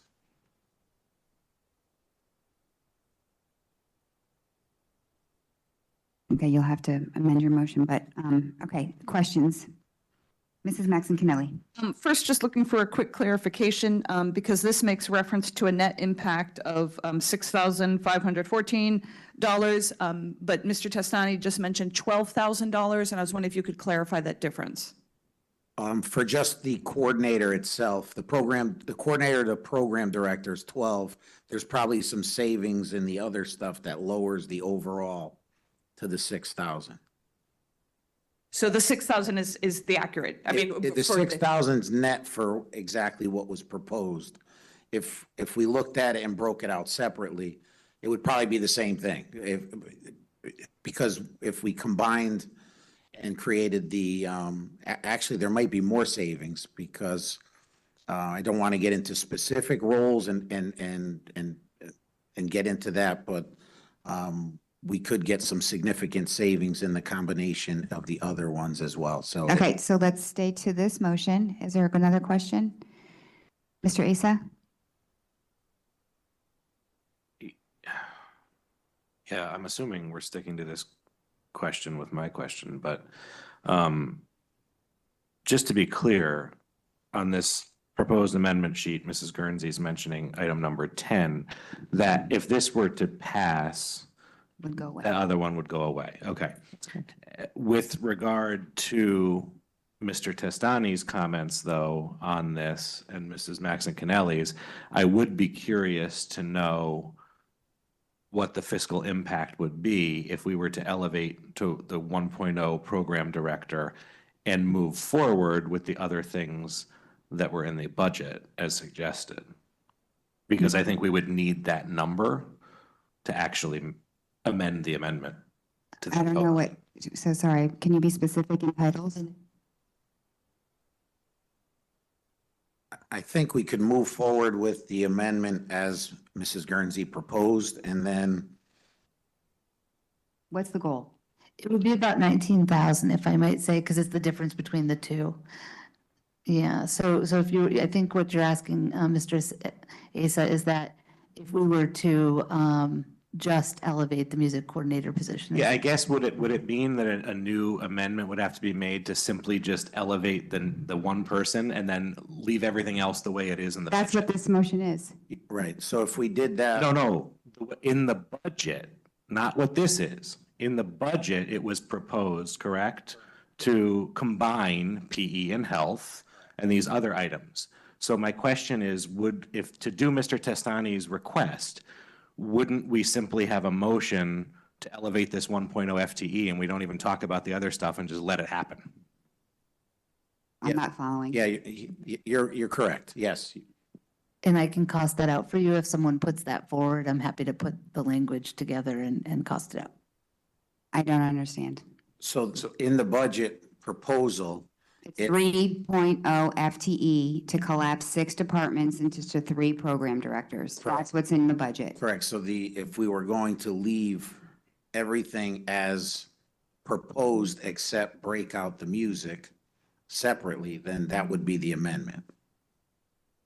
You wouldn't amend the others if you didn't want to. If you're gonna, I still don't understand. So in other words, I believe what Mr. Asa is asking about is going forward with Mr. Testani's recommendation of changing and creating a program director of combined world language and ELL and a combined of phys ed and health. So in other words, that is a deviation from the amendment offered by Mrs. Guernsey. What happens to art? art would remain as we currently provide support with So- the 0.6 release time. Put in this wasn't put in, this amendment. Okay, Mrs. Guernsey? No, it wasn't. I was just going to say, I mean, my motion is on the floor, so if someone has that amendment and wants to make it, I think that they could do that. I was going to make amendment to change the title of mine. I could do that first, but I'm not going to be changing my motion. Mr. Peterson? I'm prepared to make that motion, but then, yeah, we are going to have a more specific number to put in the motion itself. So I don't know how we want to deal with that logistically, whether I want to signal that I'm making the motion, have a 5-minute recess and talk it over with You're Mr. going Chris. to need all the language for the motion, all the changes, all the categories. Yes, that's what I'm saying. I'm willing to do that. So you want to go to recess? I'm asking you how you would want to do that logistically if I wanted to make that amendment. If you want to make that amendment, it's probably going to take some time to get the motion written up, so we would probably want to take a recess. Well, I'm certainly fine with that because I'm willing to make that amendment. So Mrs. G's motion is on the table. It's seconded, we're in discussion. You want to make an amendment to the amendment, and in order to do that, we're going to go to recess. If that's the recommended course of action by the chair, then yes. Sorry, Mrs. Guernsey. I was just going to say, I'd like to make my amendment first, just so that it starts with clean language, if that's okay. I would, if that's agreeable. Are you okay with that, Mr. Peterson? Can we table yours for a second while we finish hers? Thank you. Go ahead, just go ahead. They can make a motion to amend the language to replace director level with program director of the performing arts. I'll second. Any questions on the amendment? All in favor? Motion passes unanimously. Okay, Mrs. Maxon Kennelly? First of all, I just was hoping it could be explained because this is a new title. So we didn't say program director of music. So can someone just tell me what I just approved? I'm not saying that I'm worried, but I think it would help to have it described. We felt that the job title being program director, because that's the term that's used here is program director, not director, and rather just limit it to music. This would be the performing arts, just in case down the road we introduced any dance programs or anything like that. It cannot be said that it's not part of the job responsibilities. And therefore, for example, the 4 acting classes that we are looking at as part of the ELA curriculum, that would now fall under this, I assume. Yeah, very well could. Correct. Thank you. Okay, any other? Yep. And then now to speak to the amendment being made, I have one more follow-up question, and Mr. Testani has referenced this when he brought forward the original budget, and I think it's worth clarifying because I have been very consistent with opposing these kinds of decisions as part of the budget and not part of a full analysis. What has been compelling about this to me was something that Mr. Testani said first, Mrs. Guernsey reiterated, and it has given me pause, which is the idea of just how much bang for the buck we're going to get for this, and I am hoping that you could speak to that. Well, obviously, this is going to the individual will help not only manage some of the things that River spoke so eloquently of, but also have a supervisory role in the department, provide professional learning to the department, provide guidance, expand programming. That will all come through the individual who holds this position. They'll also collaborate with house principals at the high schools and with principals and assistant principals at the middle schools in helping with evaluating staff and the performance that they provide with classroom instruction. So I think we'll get a lot out of the extra 12,000 plus. And can you speak to who is currently doing all those things you just listed? Well, some of it's being done by the individual, and then the rest is being picked up by other administrators or no one. Thank you. Are you going to make a motion to recess? I would like to make a motion to recess for 5 minutes. I think it's going to take longer than 5 minutes. I would like to make a motion. Yes, no, we got to do a time. How about if I make a motion to recess for 15 minutes? If we all agree to come back before 15 minutes, we can do that. Okay, and I'm going to follow up on a question that I had asked on this previously that I did not get. I want the max number on step, not the 135, in addition to the number that you would utilize, given what happened with the APs. Okay. Thank you. Second to go into recess, please. Mrs. Flynn, all in favor? Thank you very much. We are in recess for 15. We'll come back at, let's just say 9:05.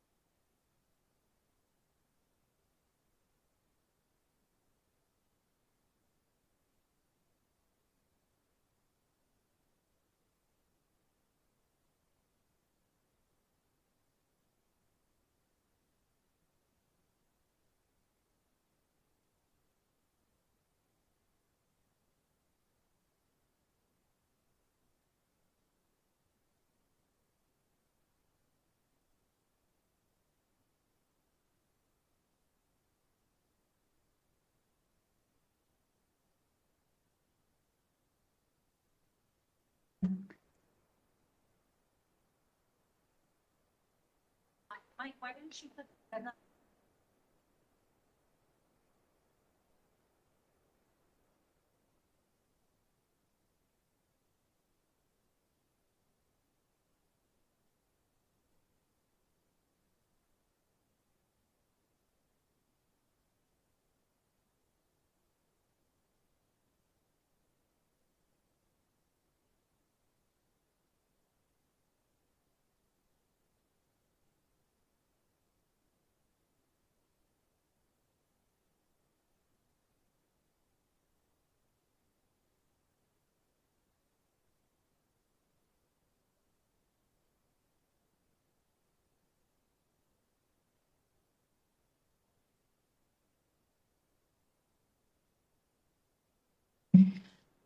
Mr.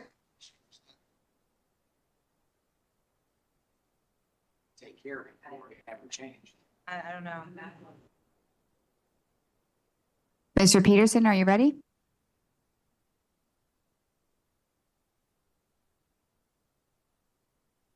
Do we have it printed out for us so we can see what? So then we need to extend. We need one more minute for, Or we can extend, whatever you want. I want to see it printed, like I want a copy of it. Yeah, can we, and we're gonna want to print it, I think. Okay.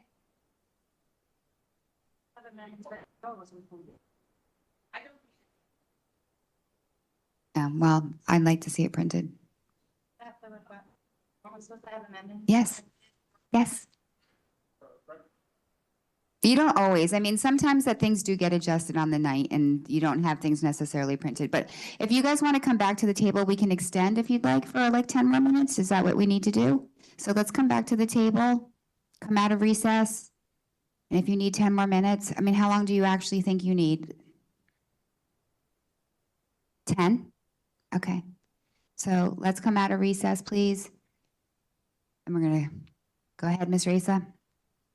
Did you want to make a motion to go back into recess for 10 more minutes? Second? All in favor? All right, we're coming back at 9:25, okay? Sorry, everyone. Thank you. It's, Mr. Peterson.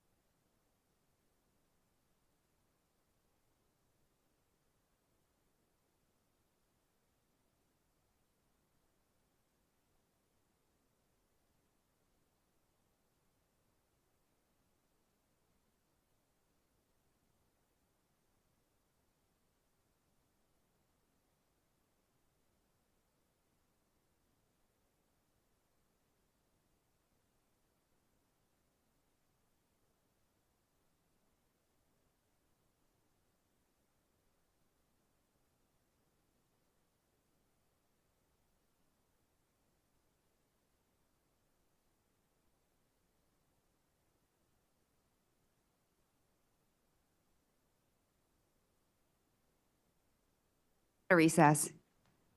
We're back in session. Mr. Peterson, you have the floor.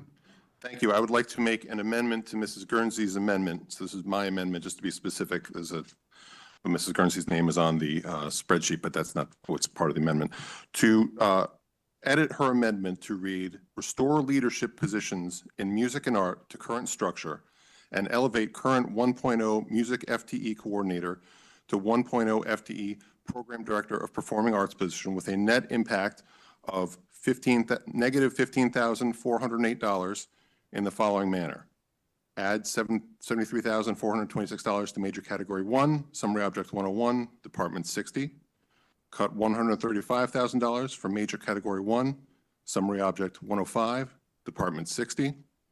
Cut $8,993 from major category 1, summary object 101, department 30.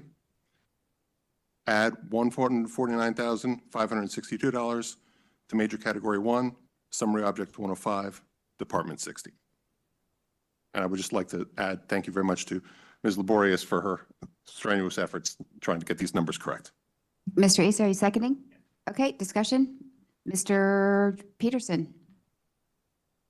I decided to make this motion based on commentary by the superintendent. He extended a possible compromise based on what his needs are from an administrative standpoint that would also achieve several goals that I'm interested in, such as the elevation of the music coordinator to a director position and maintaining a separate coordinator over art.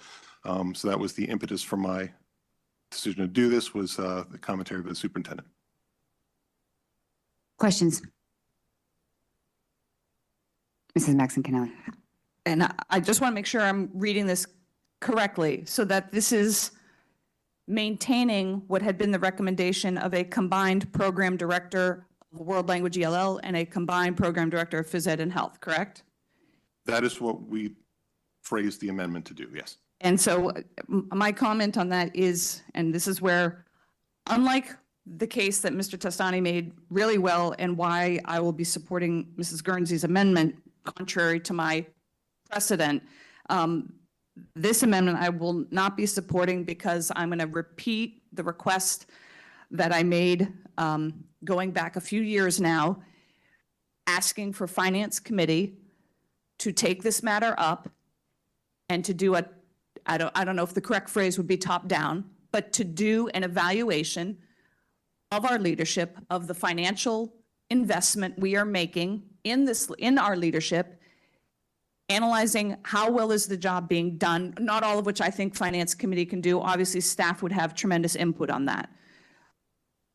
But my objection previously to having made, and I'm going to call it the Mr. Hughes position, when he was made Music Coordinator 1.0, there has been no analysis done of this need, and more to the point, what about all of our other subjects? I'm still waiting for that.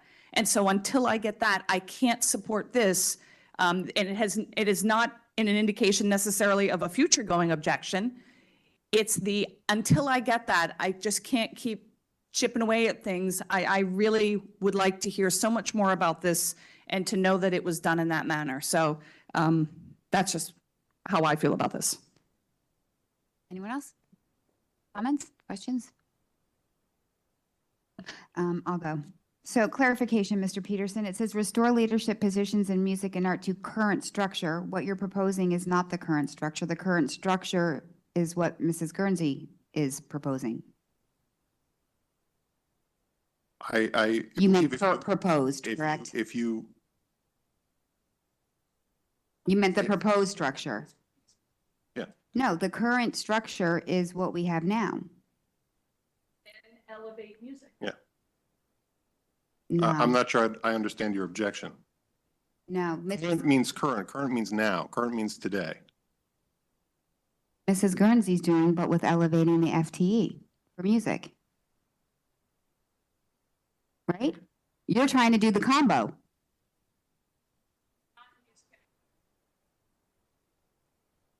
Music and art is not, as a combined coordinator / director leadership position, is not the current status. Okay, so would you mind, just for point of clarification, can you go through the 6 roles and tell me what you're achieving with this motion? I am achieving what the motion says, the wording, you can vote on the motion.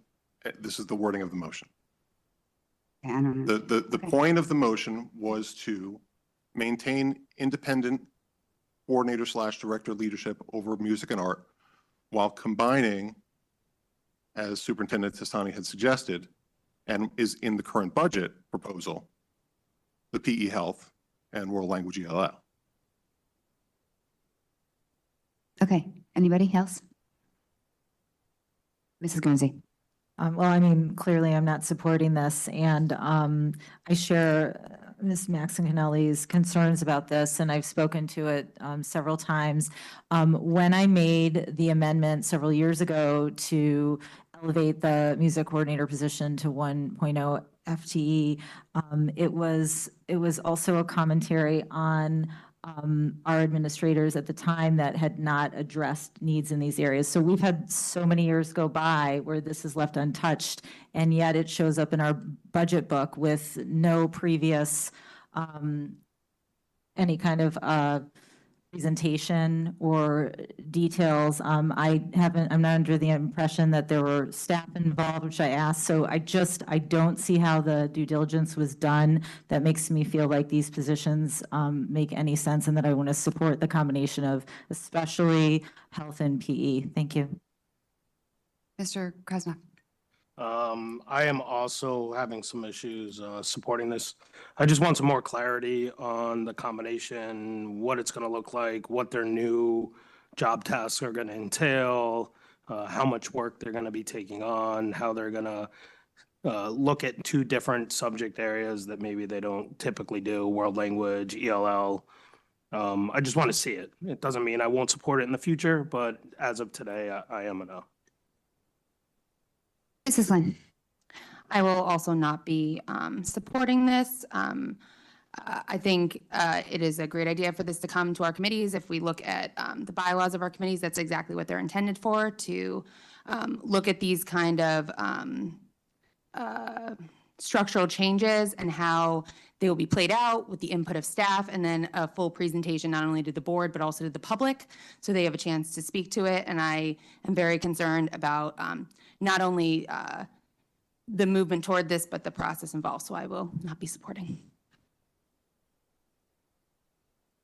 I'll just be brief. I'm not going to support this either. I have concerns from the beginning on these combos, just in terms of their focus areas and certifications areas, and would want to learn a lot more about the thought process behind this and how it would actually be operationalized prior to supporting something like this across 6 departments. I'm also uncomfortable with 6 in one fell swoop and making such changes across 6 departments at what time without knowing what that looks like or how that might impact our kids. So any last comments on the amendment? If not, I will go to public comment on the amendment and the amendment only. Any public comment on this amendment? All right, back to the board. All in favor? Mrs. Rinaldi, Mr. Peterson, and Mr. Asa, and Mr. Lee. All opposed? Mr. Krasnoff, Mrs. Flynn, Mrs. Guernsey, Mrs. Jacobson, and Mrs. Maxon-Kennelly. Motion fails 4-5. Right, back to the main motion as amended with Mrs. Guernsey's previous amendments that she made to her motion. Back to the main motion. Ms. Guernsey, anything else or any final questions for anyone else? Mr. Peterson. I want to say that I will be supporting this motion after the failure of my own motion, because I do believe that the fundamental goal of keeping music and art separate and elevating the music director to a director position is more important. So I'm happy to get behind this. Not exactly what I wanted, but it gets some key things out there that I'm very pleased about. Mr. Krasnoff? I will also be supporting this amendment. I do still want to investigate some of these director positions, but I personally need more time. So this, I think, is a good compromise. So we can see how it plays out. Okay. I will take this out to the public for public comment on this motion. Any public comment? All right, back to the board. All in favor? Motion passes unanimously.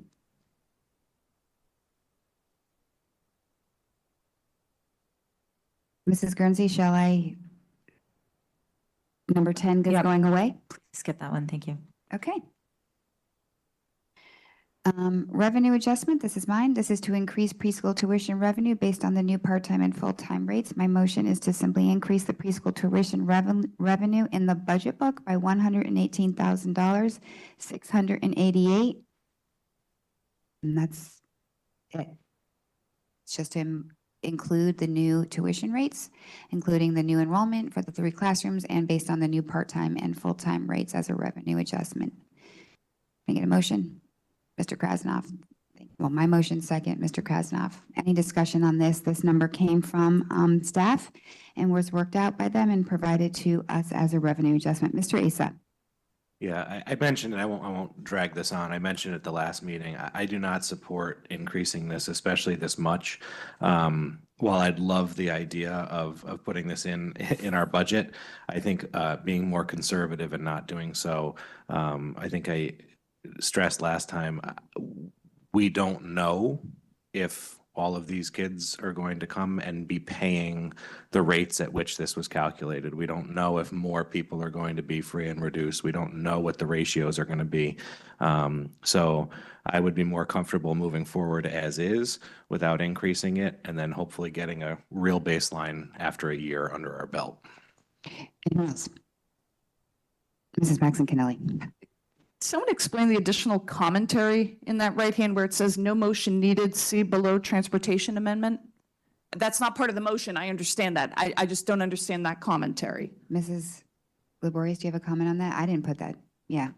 Yes, so this additional revenue would not impact the budget unless we made a motion to reduce the another offsetting line. My understanding at the time was that this was to adjust the budget book to reflect the revenue, so we had a record of it.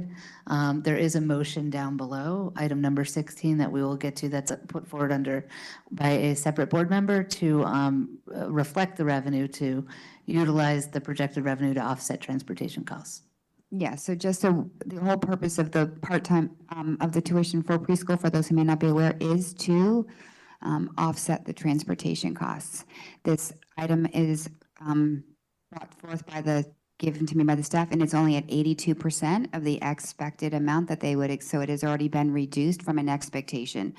It would have been higher at 100% since 82% is the current amount that we've been receiving, so it's lower than what you might think. So just a little more color on that. Any other comments? Okay, out to the oh, sorry, Mr. Asa.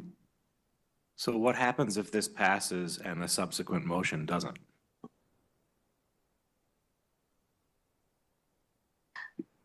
There would just be more revenue in the budget. So then we can adjust adjust the bottom line, but dollar amount from the budget. Right. That's what I thought. I just wanted that Yeah. clarified. Thank you. Yeah. Anyone else? All right, out to the public, just changing the revenue item. Any comment? All right, back to the board. All in favor? Mr. Krasnoff, Mrs. Flynn, Mrs. Guernsey, Mrs. Jacobson, Mrs. Maxon Kennelly. All opposed? Mrs. Rinaldi, Mr. Peterson, Mr. Asa, and Mr. Lee. Motion passes 5-4.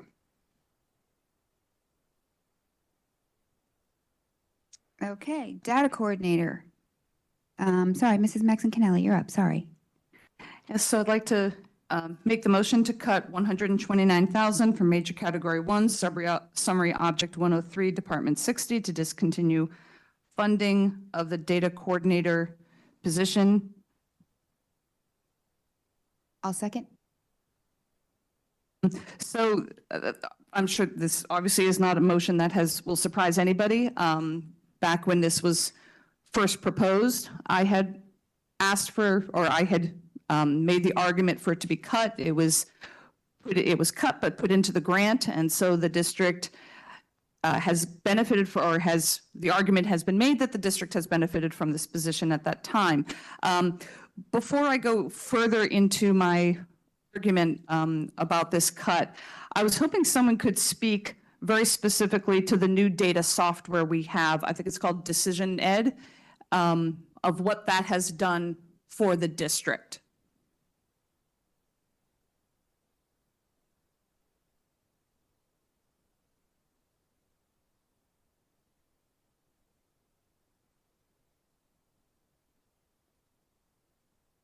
Zakia Parrish, Deputy Superintendent. So Decision Ed has allowed building administrators and staff to be able to pull real-time data as it relates to attendance, enrollment information, demographic information, as well as we are in the process of continuing to upload both our internal assessments as well as some of the state assessment. So that platform basically allows all those different sources to be fed into one location. So it's basically a one-stop shop for most of the data that's used at the building and district level, but it's not all of the data, but it is a place that houses most of it.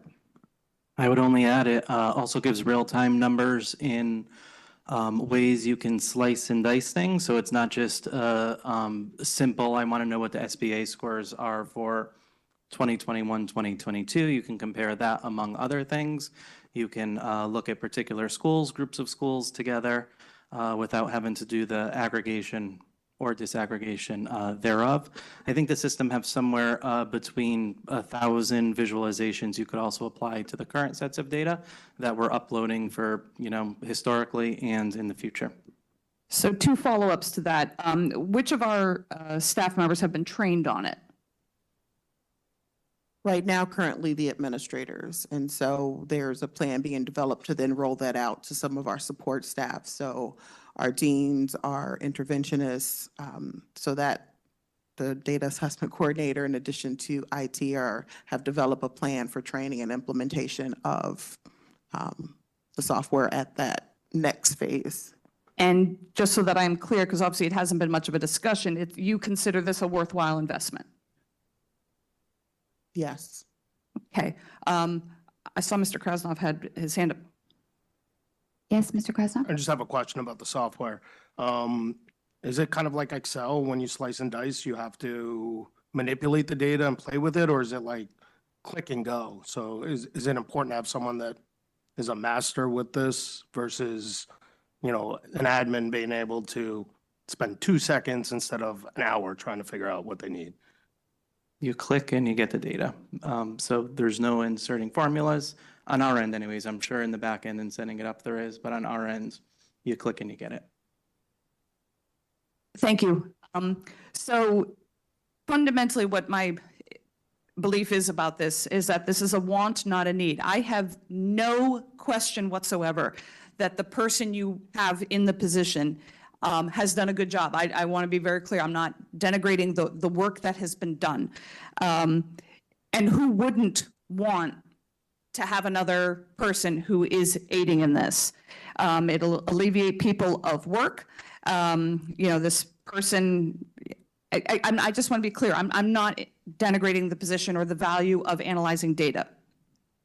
However, we have to make some trade-offs, and this is where I believe it is a want and not a need.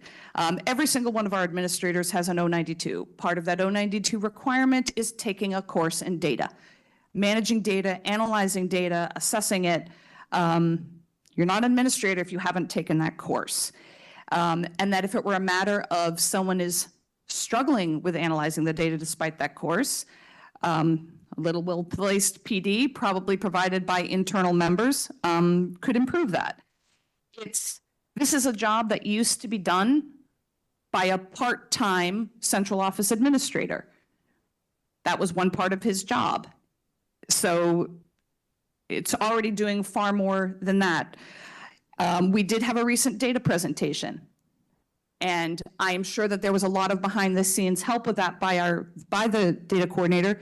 However, what we got for data, there was nothing different. There were no new insights. I didn't get anything from, I got plenty from it. I didn't get anything from it that I hadn't gotten in every data presentation we've ever had. Schools were up, schools were down, follow the cohorts. I didn't see from the board perspective that provided any benefit. All it is doing from the perception of a teacher is it is adding another bureaucratic layer between administration and building administrators. And even quite frankly, it's not putting building administrators in the forced position of really grappling hands-on with the data of their own students, which I think is essential. And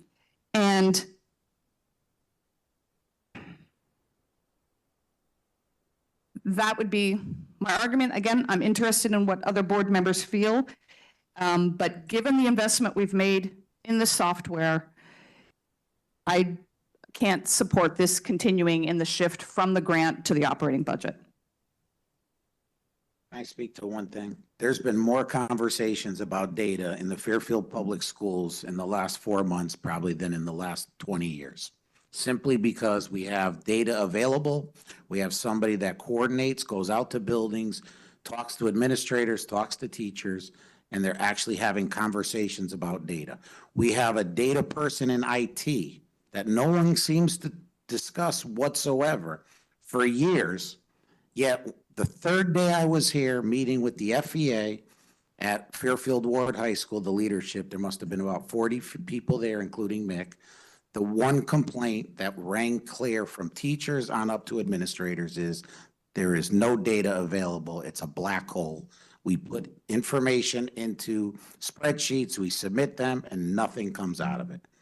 So to say there's no value and that it's a want, I think it's a need. And I think Connor made the commentary as what in his top 3 priorities at the state level is data and how we're using data in order to make decisions. We talk about that a lot in this profession, data-driven decision-making. We use all the lingo, yet we never do it, and we're actually doing it now. And in the budget, it's irrelevant. I think when you look at the overall budget in terms of the percentage of it for what we're getting. But that's my 2 cents. And you know, if we want to go down this road, this is the only position that we're going to cut that actually impacts a human being. True, but that person was pulled up from the classroom, isn't that correct? The job was posted. They're a teacher that was hired from externally, not from internally. We had no one internally that was remotely qualified when we interviewed for the position. No one. Okay, thank you. And I appreciate, and I think Mr. McGarry introduced that into the conversation of public comment in remembering that there are real people behind this. And so I do appreciate your saying that, Mr. Testani, because and that's why I tried to go to pains to make clear this was not about the person. It is just, you know, so I do appreciate your saying that. I think it's an important reminder, but it's not about the person, it's about the position. And I'm going to say this again later, but we can't add 40.45 FTE positions and not do some questioning of some of those FTEs. This position is an ad, and it is one that, and I hear your point about the data, but we also just heard from 2 of our central office administrators about the value of the new software that we have, which I'm not questioning that investment. And I look forward to the idea of more and more of our support staff being trained and accessing it. I have to admit, and now this is my experience, that is the things that you're talking about of, you know, everybody talking about we're looking for this data. That's not something I've heard in my teaching experience. But I would also say that it sounds like the software we've received is doing what you're talking about as well. And therefore, how much of this is the person and how much of this is being provided by the software? And I'm not saying that it doesn't help to have, I want to be clear. I don't think this person is sitting in an office twiddling her thumbs. No, I get that it's her doing this work is relieving an administrator of doing it. But we also have made a tremendous investment, for example, in having assistant principals in all of our elementary schools at the cost of side apples to apples of over $120,000 at what it costs to have an FSAA member in that position as opposed to an FEA member in that position. And one of the things we should be getting for that is data analysis. And if we're not, then that's definitely a part of that job description I don't understand. So we've made that investment. Why are we having to do that and also have this? And I repeat, I'm sure she is busy. I think we should be doing it with our own staff, with the staff aside from that position. Ms. Guernsey? I actually really appreciated this amendment and this motion because when I realized that it was going to be made today, it allowed me to better understand that position. And I was questioning this position similar to Ms. Maxon-Kennelly. And at this point, I feel like I understand the value of the position. So I will be, I'm not going to support this amendment, but what I would be interested in is continuing to receive some kind of update on how this is working or not working for our district, and so that we can shine a light on this resource that's available to our teachers. But at this point, I just feel like I've gotten so much feedback about the importance of this position, it would be difficult for me not to support keeping it in the budget. Mr. Lee? I'm in a profession that we have to, I'm not in the teaching profession of this kind of data, but I have this same kind of information at my fingertips and I'm very fluent at it. But what separates it is that this data analysis person will look at the data, explain it to me and my coworkers in a different light. And that's the important thing. Yeah, I can access anything and I can see it, but no one can explain it like that data analysis. And if I have a question on that data, they can go back and say, you know what, let me find out more. So the time that we want these administrators to spend, they actually can free up their time to do something else. This data analysis is going to break it down, and for every teacher can come to a request and say, I need this, this, and this. I think this is a very important position, especially if Mr. Tassani has been saying that the teachers have been saying that that has been a black hole. This person is going to make sure it's not. Mrs. Maxon-Kennelly? Two follow-ups, and through the chair, Mr. Testani, based on what Mr. Lee just said, were you saying the teachers were asking for this or the administrators? Teachers were asking for data and looking for interpretation, looking for access. They didn't have it. And I think if anyone, and to Ms. Guernsey's point, I'd love to have a couple of principals come out and share their experience in the last 4 months of having someone that they can access to help them through and work with their teachers. And it has freed them up. Somebody that has an expertise in this. It's just not somebody that walked out of the classroom. They've had this role for a number of years. So I think it's critically important that these conversations are being had. I mean, I do see Mr. Hatzis in the galley. I don't know if he would be willing to speak to it, but you know, off the record, you know, I posed that question to a principal today on one of our visits, and I think Mr. Krasnoff got an earful about how valuable it's been so far to have somebody here. I apologize, but as two quick follow-ups to that, why are you referencing in the last 4 months when the position has been in place for a year, at least a year and 4 months? Yes. That was part of last year's. This position was put into the grant starting July 1 of, well, actually, because it's not a 12-month position, it started after July 1. Okay, thank you. But here's one thing I like, but before Mr., and maybe I'm interjecting this because it might be something Mr. Hatzis can speak to, which is I'd like to hear an example of a few changes from which students have benefited as a result of this position. Thank you. Greg Hatzis, Principal, Fairfield Ludlow High School. I can say that my interaction with the data coordinator has been extremely helpful. The best example I can give you most recently is that with the changes in the, recent changes to the graduation requirement of students, the rewording of the non-credit bearing portion, the content mastery portion, and now that's been reworded in order to look at the students' schedules. If they didn't meet the threshold through the SAT, you know, we have that secondary tier in which they would need to show proficiency through their grades of 2 STEM classes or 2 humanities classes. And this is a very complicated process to be able to look back at every student's transcript and what they, you know, what courses they took and what grades they got.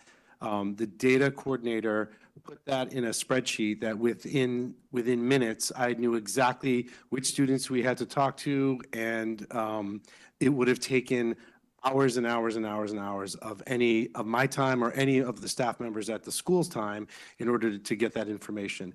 So that was extremely helpful, and it put many of our students on track in terms of maybe a course change that they had to make, or knowing that we had to set them up for portfolios in order to meet that graduation requirement. So that was extremely valuable.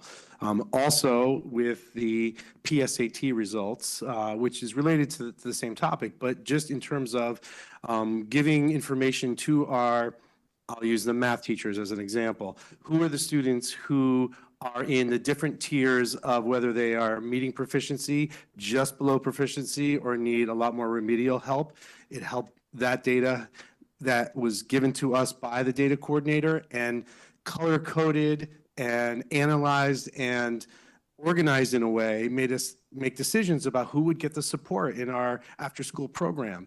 And it also gave us information to give to teachers of certain content areas which students are very close to meeting proficiency. So that may be through the work that they're going to be doing in the curriculum between October and March, that they would be able to help those students meet proficiency on the SAT.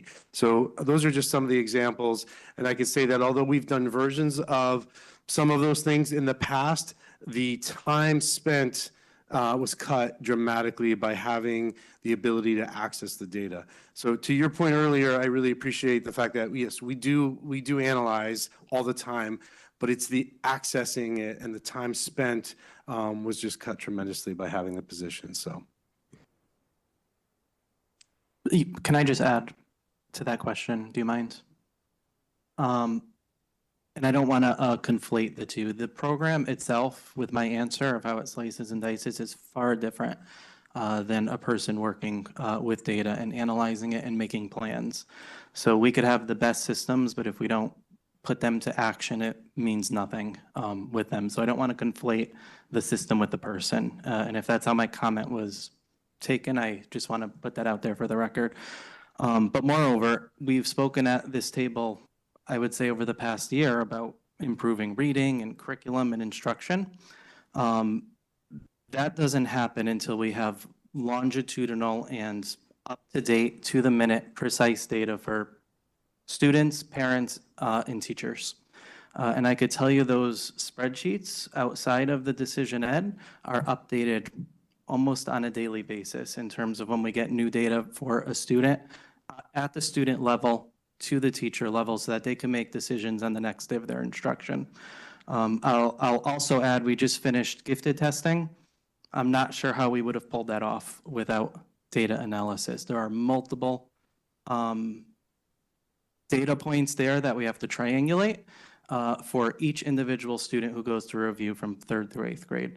And I could go on with those, but these things are happening on a daily basis that the decision ed software in and of itself, although the data's in there, it would be useless without good interpretation of that. So I just wanted to put that out there for the record. Mr. Krasnov. I just want to follow up and thank you. And the reason I posed my question to you earlier is upon seeing this, I took the opportunity to reach out to a few staff members, and I heard very similar stories that it's almost like Excel. It was compared to like someone running an Excel spreadsheet, and either you're really good at Excel or you're not. And you can run a basic spreadsheet, but to get the like real data analysis in it, you need someone that knows how to find and cut, and that's kind of what I was getting at. So thank you for the clarity.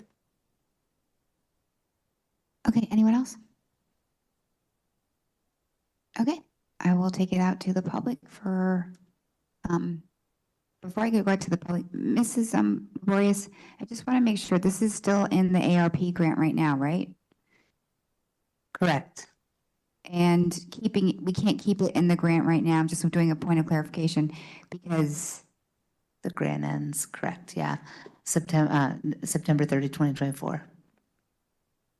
but don't we get to expend down those funds until 2026? You can spend down for. As long as they're encumbered. As long as they're encumbered, but really, technically, the work has to have been done. So you could only expend salary up till September 30th, and after that point, no. Okay, I just wanted to clarify that.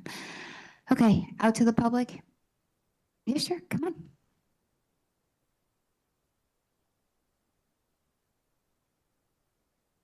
Good evening, to restate River Peterson, 133 Martin Avenue. I'm a senior at Fairfield Ward High School. My question is for you, Ms. Maxon-Kennelly.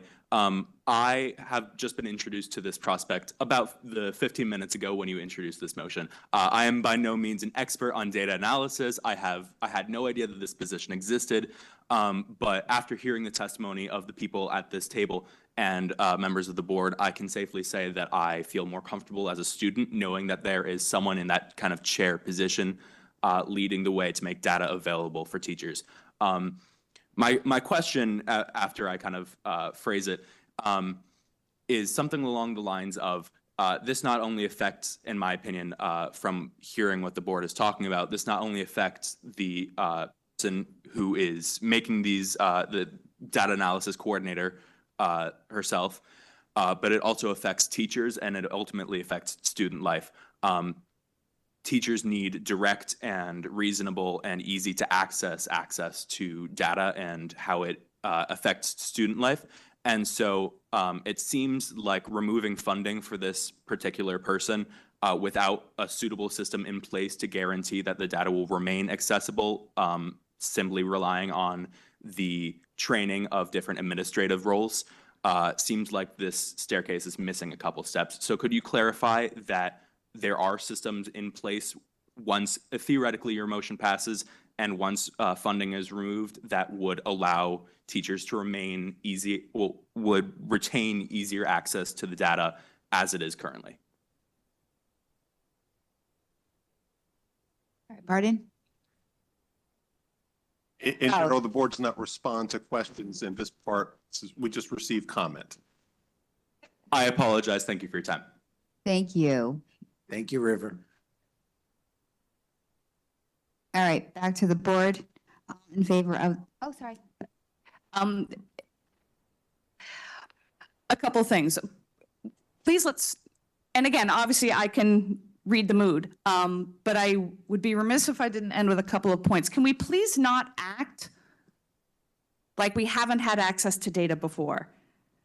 The data train does not stop if this amendment passed.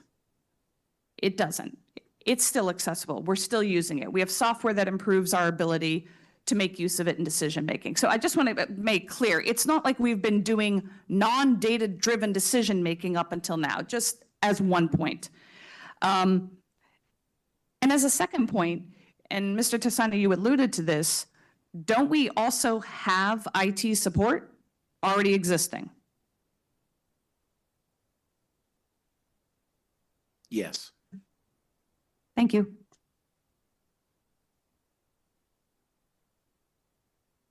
Okay, I will take it back to the board. All in favor? Mrs. Maxon-Kennelly, all opposed? Mrs. Rinaldi, Mr. Peterson, Mr. Asa, Mrs. Jacobson, Mrs. Guernsey, Mr. Flynn, Mr. Lee, and Mr. Krasnoff. Motion fails 1-8. Okay. Maxon-Kennelly, you're up again. Item number 13. Oh, no, sorry. You're skipping that. Sorry, Mrs. Maxon-Kennelly. You want to skip that, right? Right. And then now to the reduction to the professional, Mrs. Maxon-Kennelly at number 14. So my motion, and this was, this is a mistake. I had spoken originally with, I'm sorry, I'm providing verbiage prior to making the motion. That had been my initial, and then I had contact with Mr. Testani, and we had thought this document got changed, and we don't know why it wasn't. So the motion, in fact, is to cut $50,000 from major category 7, summary object 321, department 60, to reflect a reduction to professional and curriculum development. Second, Mrs. Lynn? And so where this came from is that I went, because I commented on this on Tuesday night, that the extent of the increase in these 3 categories, and if anyone wants to look in their budget book, this is on pages 185 to 186, the extent of the increase, and that the increases included almost every department, and captured none of the customary ebb and flow of, okay, my department, this department is up for review, we expect the number to go up, this has passed, it's moving on, it's a few years past creating implementation guides. There weren't the decreases that we usually expect. So that's what brought this chart to my attention. And then I went and looked back at the last 3 budget books. The column on professional development has increased by 51.4% since the 2021-22 budget. The curriculum development column has increased by 23.4%. And then the real winner is that texts and materials has increased by 75.6% in these 3 budget cycles. And I want to repeat this, it kind of goes back to my data core. I am not questioning that these are things that will be well spent, but there's a degree of this that I think is a want, not a need. There's a degree that I think we can make adjustments. I believe we can make adjustments to do certain PD in-house as opposed to hiring out, the curriculum development, that they can use their contractual obligation time during a school year to do some of this curriculum development and not have it all wait to be additional, I don't know if this correct word, stipended or costed out information. I did run it past Mr. Testani first. Again, my initial request had been 100,000. We negotiated down to 50. I tried 75. And so, but that is the genesis of this amendment. Discussion, questions? What? It wasn't, she didn't put it on the floor yet. She changed the wording. Oh, you did it? Yes, she did. Katie seconded it. Okay, everyone. Questions or comments? Oh, sorry, Mr. Issa. I appreciate the motion, Mrs. Maxon Kennelly. Just curious to hear either through the chair to the superintendent or Dr. Zavajancic, what their thoughts are on this. Obviously, you're not normally going to say, yeah, cut my budget, but. No, we talked about it and we don't see an issue. That's why we didn't want to do the full 100,000, not knowing with some changes to the FEA contract, increase in curriculum writing costs. Some of our meeting time has been readjusted, so we didn't want to go full barrel and then fall short. If next year we do find that there could be another reduction, we will offer up another reduction. We're more than happy to do that if we find that we're not spending the full amount. Mr. Issa. So as generally a fiscally conservative board member, I appreciate looking for areas to save. $50,000 in a $220 million budget. I just wanted to make sure that this was a worthwhile reduction to our increase ask. And is it really necessary? Or I don't even know how to word it. Mrs. Maxon Kennelly. No, I actually think that's a very fair question. But to me, our budget isn't just looked at in total. It is, I'm expecting 3 other town bodies to really dig in on this. And so to me, this was a little bit of a signal of, okay, that's being, right. Again, I am not saying that it wouldn't have been well spent, but making the argument that we can get away without it, reining this number in a little bit. I hear your point. It's only 50,000, but we could keep doing that and this thing can just keep going up and up. And I just thought it was an important signal because if it hadn't been for these percentages, I might never have looked at this. But this has been extraordinary growth in these 3 categories. And at some point, something needs to signal we're watching this. It needs to be reined in. So, but again, I do appreciate Mr. Ace's point. I'll just comment that I hear Mr. Ace's point as well, but I also think that if the superintendent thinks it's okay, but it also covers some of the other adjustments we've made this evening. So it does help and cover some of the other little adds that we've made. So I feel like it's a fair proposal at this time. Anyone else? Mrs. Flynn? Just through the chair to Mr. Testani, when we look at the text and materials, and I really appreciate Mrs. Maxon Kennelly's amendment and the desire to find savings where we can, and to hear a 75% increase in anything is something I think that needs to be looked at and examined. But when I'm looking at this list, there are in here some insured experiences and kind of, different, do you envision these being more high-level places that you're finding, like what Mrs. Maxon Kennelly is referencing, in-house PD and things like that? Or, because I see on here, our third and fifth grade transportation, Mill River, things that I know are really, key experiences for our students. So I just want to. We would never cut anything that would impact children directly. Absolutely not. I say, when you see the list, you got it. Or indirectly. I appreciate it. Thank you. Anyone else? All right, out to the public. Any public comment on this? All right, back to the board. All in favor? Mr. Krasnoff, Mr. Lee, Mrs. Flynn, Mrs. Guernsey, Mrs. Jacobson, Mrs. Maxon Kennelly, Mr. Peterson, and Mrs. Rinaldi. All opposed? Mr. Asa, motion passes 8-1. Okay. Ms. Guernsey.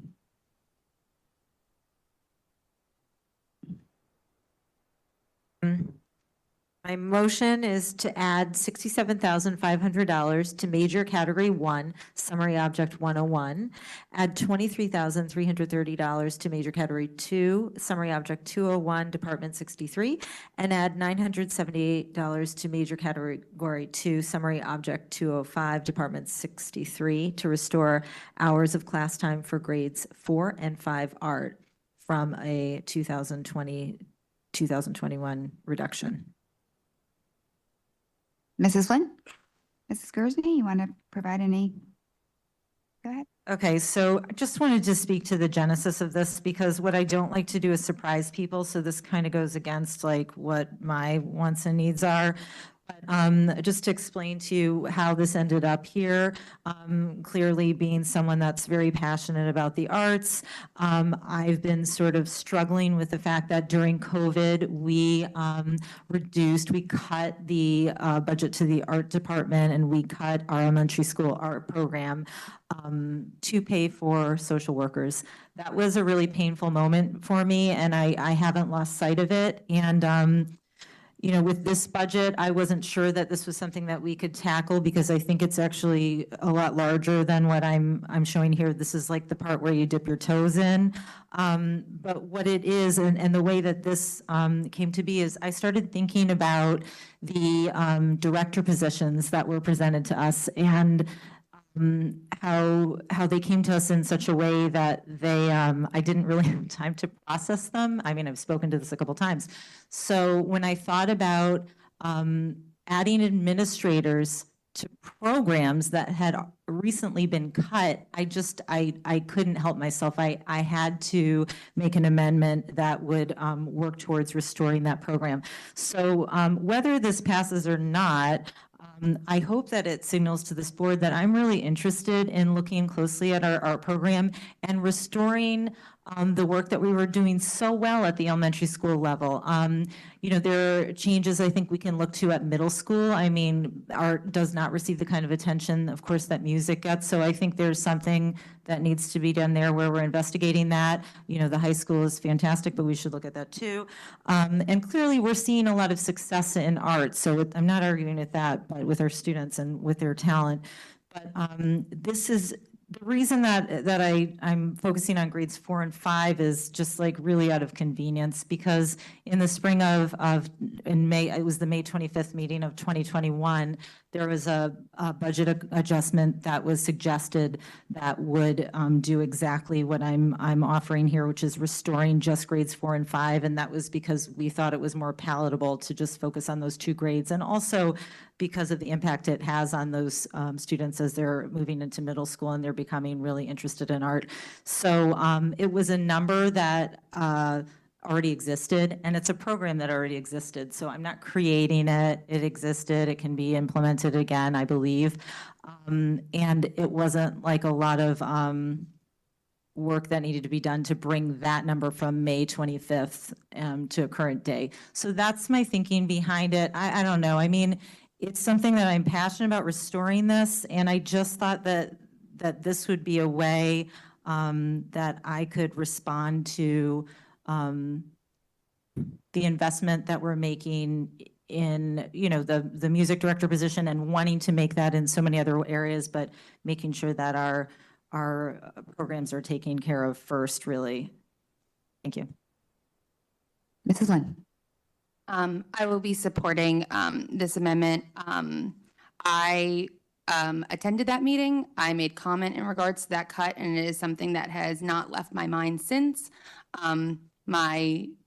Just on a personal effect, my children were affected by that cut. They did not receive that instruction. And as I have matriculated through the Fairfield Public Schools, I have seen our commitment to the arts, but I have seen a lag in our fine arts. When we enter the middle schools and that instruction drops, I'm concerned. And I so appreciate and value the commitment to head to a different leadership structure that gives those departments that support. But I think before we get there, we need to make sure we restore what was done well in the past. And I believe that this will be good for kids. We have heard over and over the investment in our SEL, the investment in our support services, and I would never for a moment doubt that that is needed. But I also really want to be mindful of, seeing the forest through the trees and what we know works for kids: music, art, community, and not lose sight of that as we work through this. So I really appreciate Ms. Guernsey's amendment, and I agree with her. Whether it passes or fails, I think it sends a good message to our parent community, who we have heard from vehemently this week, that our arts program needs to be not only supported, but cherished and grown, and given the time and investment it needs. So I will be supporting this amendment. Mr. Krasnoff? I really appreciate Mrs. Guernsey bringing this forward. I will be honest, I'm very torn just because I don't know enough about what the art looks like. And similar to some of the other votes that I did vote against, I really would like a bigger presentation on the arts. I think maybe we're missing the boat. Maybe it needs to be more than 4th and 5th grade. Maybe it needs to be less. I'm just very torn whether to pass this and make the change without a little bit more guidance. And maybe, you can speak to what the changes would look like if we did 4th and 5th now. It's totally up to central office through the chair, please.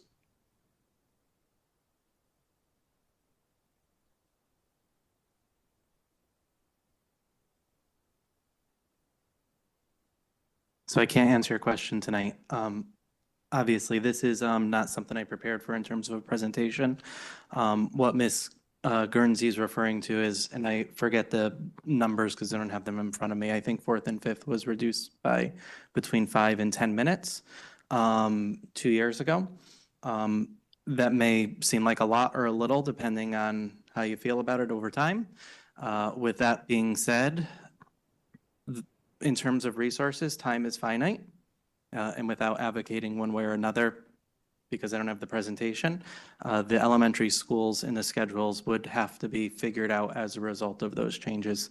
If you take the minutes of the day and factor in, all the things that elementary schools do, I would just have to do that analysis, right? So we have a lot of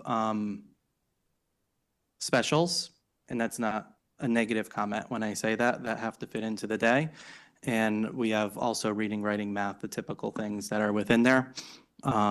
So I just don't feel comfortable giving a presentation on with that. It is something we've done in the past, obviously a few years ago with that time. Also remember, we have an ELA curriculum coming up, which is going to alter most likely what that literacy block looks like in the amount of time. I just have a quick follow-up. So the time was specifically given to social workers? The FTE was. Not the time. But it was also for them to be doing whole class and, going in and doing whole class. And it was all about, in COVID, we needed more social work time for all of the students. So that's why the art time. So are social workers not working with all of the students in whole class? when I refer to the schedule, we don't have, for example, a social worker block within the schedule. That would be more of a push-in service as it goes, but there's not a social worker curriculum where we say, within the 6-day schedule, the social worker attends 15 minutes of every class. That is not legitimately built in or explicitly built in. So what did the time go to then? So Mr. Mancusi could speak to the social workers, the 10 or 5 minutes I think you're referring to of art. There are currently more academic times built into the day than we have time for. So the principals creatively schedule these things. So there's, for example, no, in some schedules, there's no passing time between recess and lunch. We all know there's passing time, right? That saves 5 or 10 minutes that goes to another block. But nonetheless, that passing time is still happening when I say there's not enough time. Yeah, the only thing I will say is our social workers are doing all kinds of social work support. They're working with whole groups of students. They're working with small groups of students. They're working with individual students.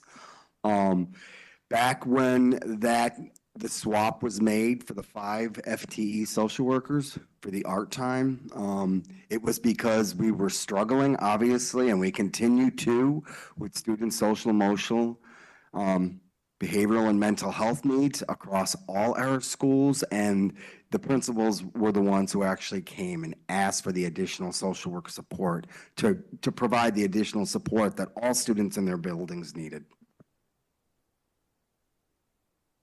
So 2 things. One, I just wanted to reiterate that we have done this before and it did work, so I'm just going to repeat that. But in addition, wanted to just give you a sense of where we are nationally. I mean, we fall so far behind the time expected in school for the arts. So even if we think this isn't the right thing to do, in this room, if there are voices that are saying that, we know that our students are not receiving the amount that's indicated by our national organizations. So just pointing that out. And just to be clear on my comments, I was not advocating one way or another. I was just saying I was unprepared to give you a definitive answer with that. Mrs. Rinaldi? I want to say that I agree with Mr. Krasnov. I'm very torn here. My daughter wants to be an artist. She said that since she's been 3 years old, but I also see the need with the social workers. So I would like more information around this so I can dig into it more. This was a little bit spur of the moment for me. So I almost feel at this time that I'm not comfortable voting on this. Mr. Lee?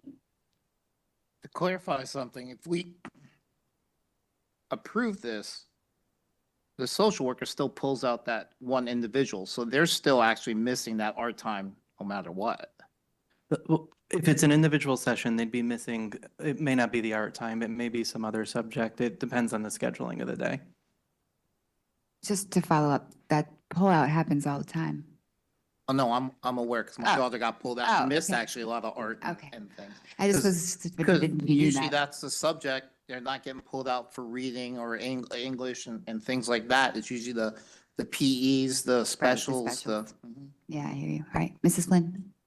Just a quick clarifying question, because if I remember correctly, when that cut was made, and obviously it was a very, not only different time, but kind of desperate time, do our elementary school students still currently schedule for a WIN time? Because if I'm remembering correctly, that was when they were saying that social work. So is there a dedicated time that whole class social work can happen currently?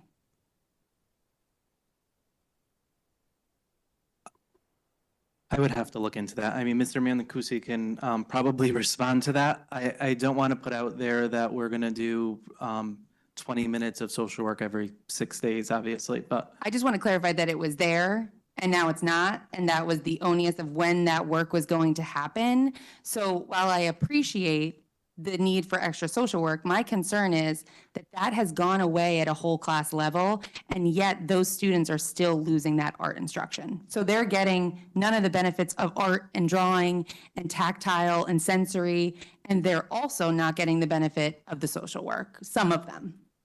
What I would say now, like today in classrooms, we do have our Tier 1 SEL resource, Move This World. There is dedicated scheduled time for all students to receive that support or instruction within the general ed classroom. In terms of social workers doing whole group class lessons, that would be scheduled with the classroom teacher at a time that is, you know, convenient for all.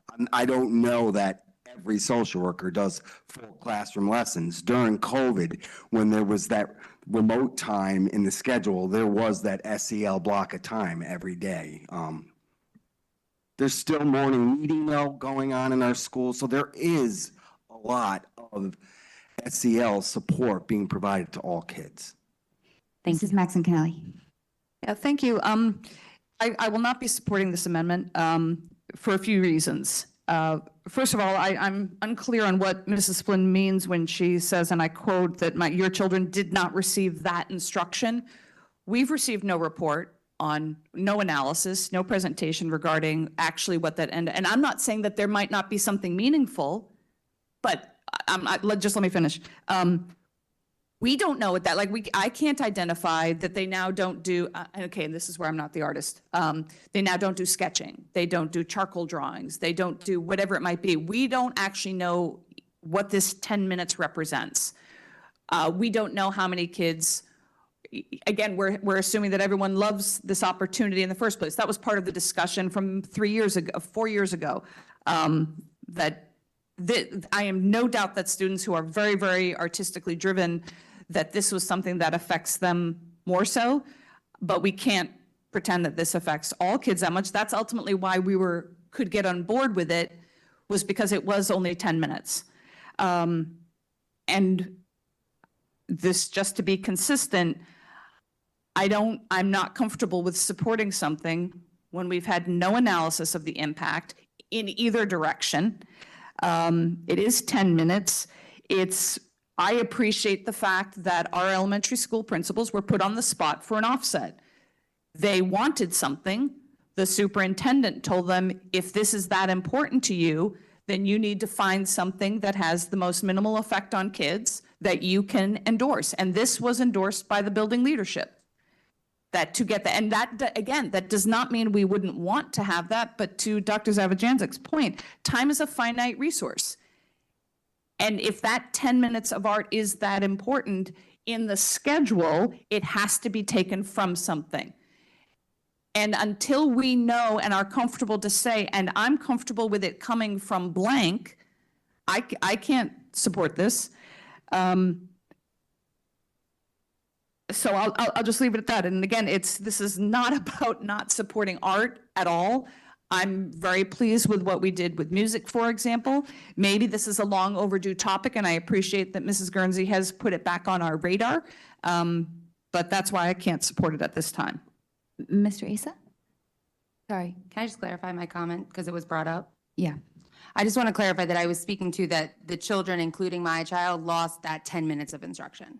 That was the trade-off. That's what's in the document, is that the time was lost. We're hearing that that time was taken away from the schedule. So that was my reference in terms of it. So, but my question to you is, you said did not receive that instruction, and I'm saying in what? The instructional time. In what? What did they miss? In art. What did they miss? I'm not All right, we're done. insinuating. But my point is, we don't know what was lost, so therefore we don't even know what we're adding back beyond minutes. I would say, yeah, I don't think we were told when they made the cut what was being cut from the curriculum, because we cut it before they changed the curriculum. Mr. Asa? Yeah, I just want to say that I appreciate the amendment. I do like the idea of trying to figure out a way to boost our arts. But on the flip side, I also understand the comments about taking it from where and how we would implement the schedule. So in no way would my vote against this motion indicate in any way, shape, or form that I don't support this. I actually think this is great that it came to the table, because I think this should be a further discussion moving forward of the administration to look at this, and maybe it's something that eventually we talk about at the board level, depending on our scope and involvement. But I would like to continue looking into this, just not tonight. Mr. Peterson? Just to piggyback on that, that's what I was going to say. It came to us, it was a wrench when it came out of the budget. It really was, and we struggled with it at the time. But it came to us in a comprehensive plan from the administration about scheduling, about where all the puzzle pieces had been put together, and we were voting yes or no on that. But I think this is a better time to start a conversation, rather than, since we don't have a comprehensive plan to put back in. I understand, I get what Ms. Guernsey is saying about we used to do this, but things have changed somewhat since then. So I'm going to vote against this. I very much welcome the beginning of the conversation. Mr. Krasnov? And I was on the fence. I'm also going to, at this point, vote no, with the assumption that we will pick this up at a further time. Okay. I supported restoring it then. I'm going to support restoring it now. Moving out to the public for public comment.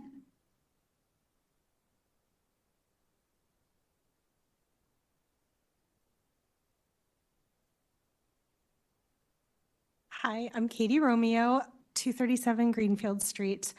I am going to just speak for my daughter first, because when this meeting happened in May, there were tears in our house. There were tears throughout the school, because it became a significant difference in the community of the school. 10 minutes seems little, but when it means that you lose a permanent art teacher in the school that is a constant, that is constantly supporting the art program, it was a very big effect on the students, at least that I was involved in. I think this is about more giving back that teacher. And I think it's also, it's not taking anything away from the SEL as far as I understood. So I don't know why that is as big of a concern. I understand that 10 minutes is also part of the time and stuff, but I do think that that full-time constant teacher in a school really does make a difference that is not necessarily tangible in your data, but it is tangible with the kids and the teacher.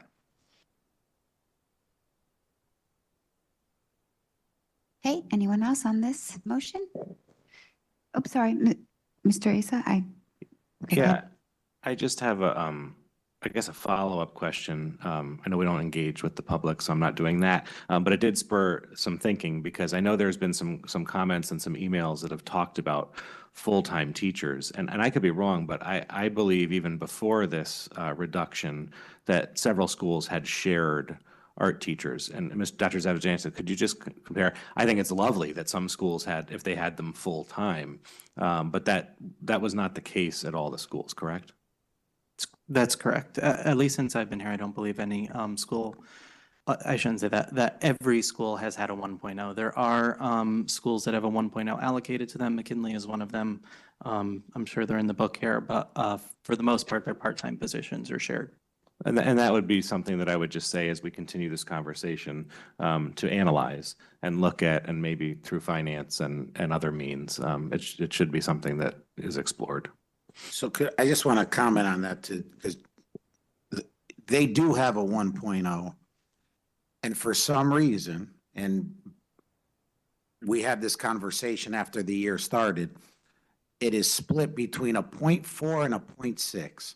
And when I had the conversation with the liaison for the art department, I could not get a straight answer as to why it wasn't just not a 1.0 single individual. So to Katie's point, there will be a single individual assigned to McKinley School next year.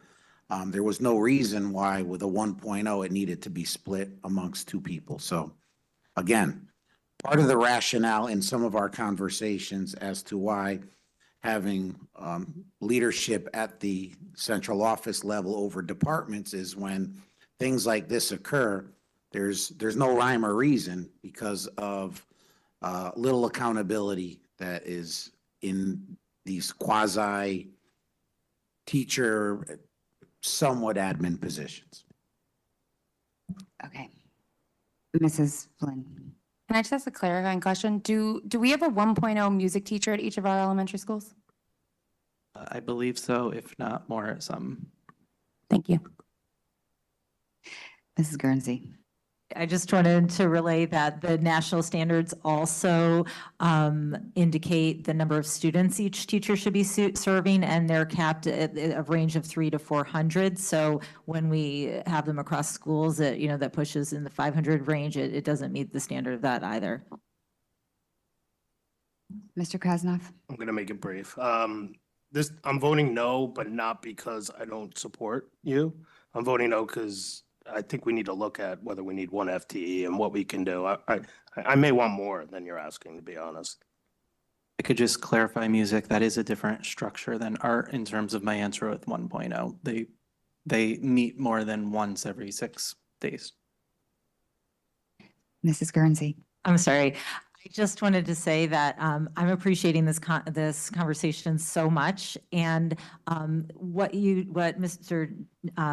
Jeff just said. I'm so sorry. It's so late. Excuse me. I just wanted to say that to your point that what we do need to address the number of days in the rotation for art, and that's a critical problem. So yeah, no, this is just, again, toes in the water. It's not even hitting the rest of it. I'm taking it back to the board. All in favor? Mrs. Flynn, Mrs. Guernsey, Mrs. Jacobson, all opposed. Mr. Krasnov, Mr. Lee, sorry. Oh, you can joke. Okay. All in favor? Mrs. Flynn, Mrs. Guernsey, Mrs. Jacobson, all opposed. Mr. Krasnov, Mr. Lee, Mr. Asa, Mrs. Maxon Kennelly, Mr. Peterson, abstention? 1. Motion fails. 3, 5, 1. Okay. We got, I'm gonna ask, sorry. We've got a couple more things to do here, and it's 22:11, so. Can I make the motion? Oh, Since I knocked the meeting off its kilter? I appreciate the olive. I move to extend the meeting to 11:30. We can only do this one time, folks. So, and we have to pass the budget. Can I make a motion to amend your motion to 11:45? Oh, yeah. Second, my amendment, 11:45. All in favor? We need 2/3 vote. Mr. Krasnov, so is it unanimous? Oh, unanimous. Wow. Thanks, guys. Now we have to vote on the motion. Oh, yeah. Now we go back to the main motion as amended till 11:45. Thanks. Motion passes unanimously. Thank you, everyone. Okay. Just keep mindful, guys. We got to pass this. So the more we talk, the harder that's going to be. Mr. Krasnov, you're up. I'd like to bring a motion to the table to reduce the transportation bus budget by $120,000. Most of it is going to be offset by the intended tuition that we already passed. However, I do want to make one more comment to that. I'll move the motion. Mr. Lee? Okay, I just want to add one more comment to that. In looking at the current bus budget, we are budgeting for full bus routes or close to it. In talking to central office, there is some wiggle room there that we may not get full bus routes. So just keep in mind that this is me being cautious with the revenue that Mr. Asa was worried about. Anyone else? All right, take it back to the public. Any public comment on this? All in favor? Mr. Krasnov, Mrs. Flynn, Mrs. Guernsey, Mrs. Jacobson, Mrs. Maxon Kennelly, all opposed. Mr. Lee, Mr. Peterson, Mr. Asa, Mrs. Rinaldi. Motion passes 5-4. There's one on here that is being added, a new number 17. Mrs. Maxon Kennelly. I'd like to make a motion to reduce the budget by $405,670 through She doesn't. You could just go slow for her, that's all. Yes.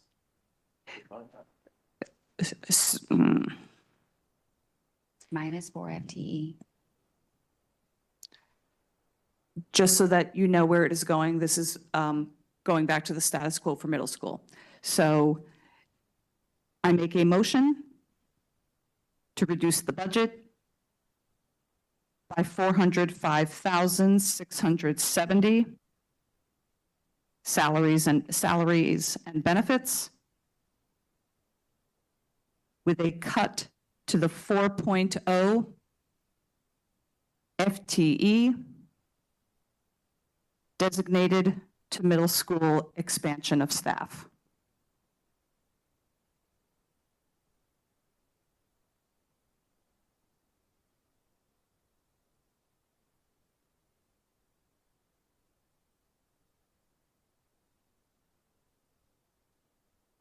Mrs. Guernsey seconded. Maxon Kennelly? That this board could spend $405,000 on a proposal with zero data to support it, where all of our decisions are supposed to be data-driven by enrollment, and not one person could second it. First of all, a thank you to Mrs. Guernsey for giving me the chance to talk. The fact that you would do that capriciously when we have a 40.45 FTE increase appalls me. We have no data whatsoever that this is going to improve our middle school instruction. None. This is a want, not a need. Our decisions about staffing of this nature, when it comes to our classrooms, is supposed to be driven by the data of enrollment. And that has not been one factor in a $405,000 add to this budget. I think it's unconscionable that no one at this board table even supported this discussion, except for a reluctant Mrs. Guernsey, and again, a thanks about that. The class sizes are appropriate as is at Roger Ludlow Middle School and Fairfield Woods Middle School. The class sizes are appropriate. We have no data that our students have been harmed by this model that our previous superintendent did at the urging of this board to find efficiencies.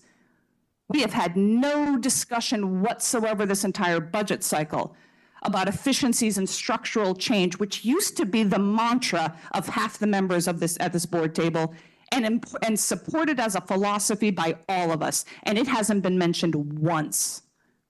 What is going on? 30.45 FTE increase, a 5.5% budget increase, an $11 million increase, and we have a proposal as part of this budget that achieves no academic goal as presented to us. It improves access to meeting time when we've had no discussion about how any other creative problem-solving option might have achieved the same thing. We've just thrown $405,000 at a staff request.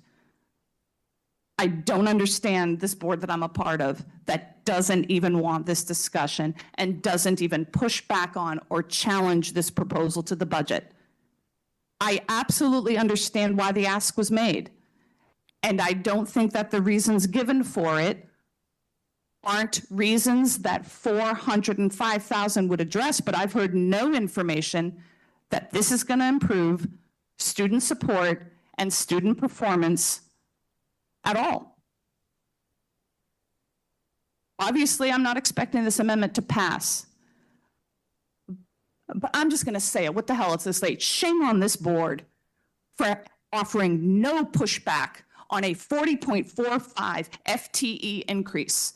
And it's not, and stop saying, oh, it's special ed. No, it's not.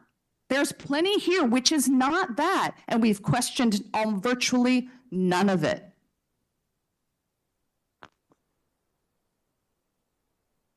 Mr. Asa. I will say that in the case of the middle school, as I've said before at secondary, my kids are at elementary and I'm trying my best to learn the secondary level.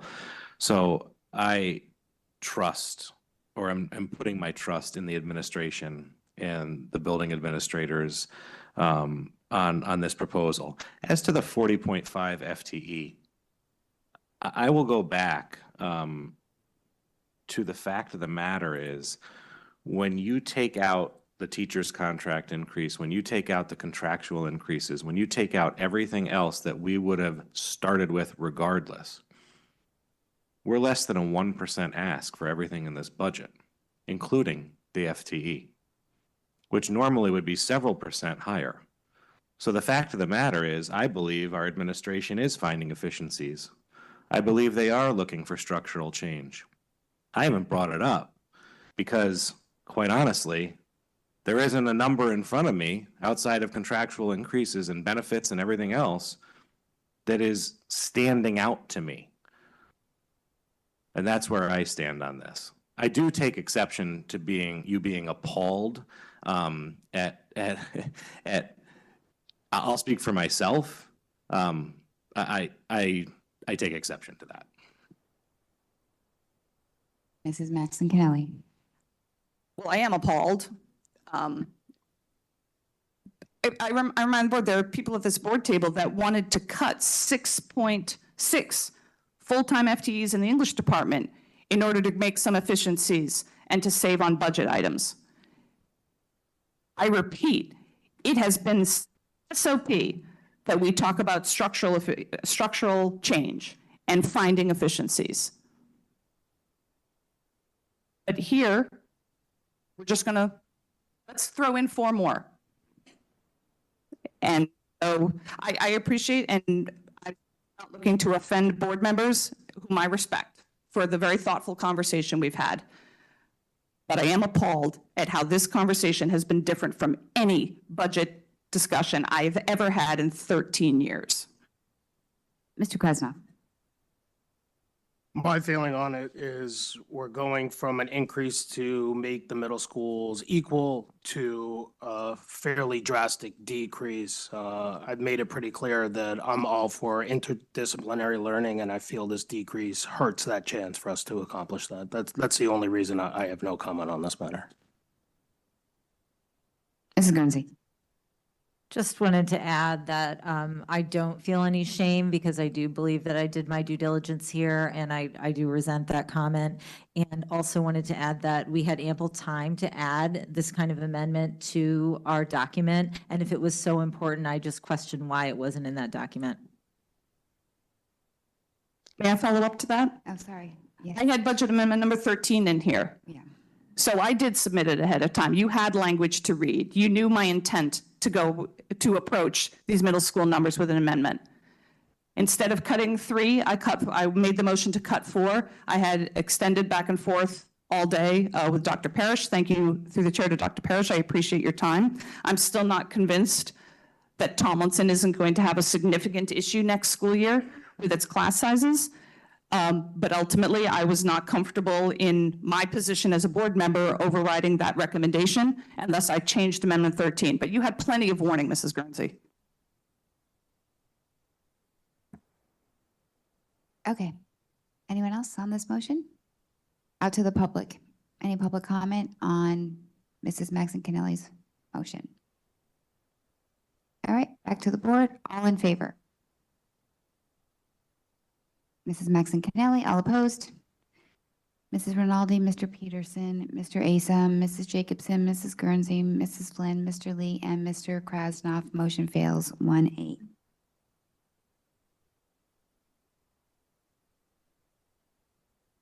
Back to one more, and that was the correction, item number 6, correction to the STEAM/gifted school-based funds.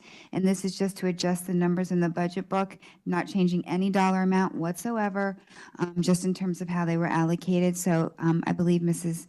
Laborious is going to walk us through. Do we have a version 2 Okay, so just when everyone knows, when we're voting, the one that's in the backup, no good.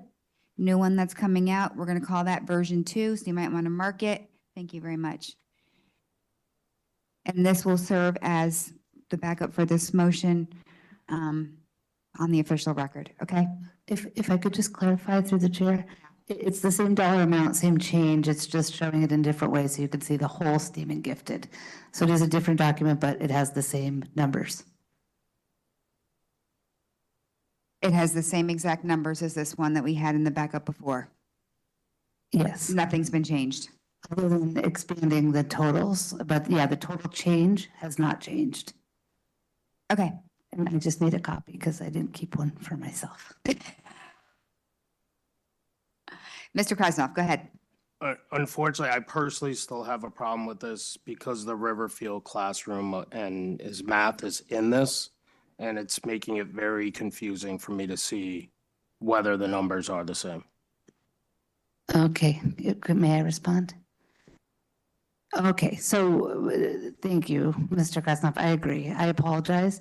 But when we looked at gifted in STEAM, I needed to include the math because one of the teachers that's in gifted in STEAM was shifted. So this is fully funding gifted in STEAM and a teacher that was a shared teacher.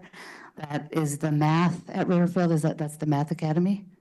Yeah, and so in order to restore the full funding that we needed for gifted STEAM and that one teacher, this is the amount that we needed. The change, if you add up the 10,000 minus 26 plus 24, that all adds up to 0. So we're just proposing transfers among the budget lines. I'm sorry, I just want to clarify. There is no Math Academy at Riverfield.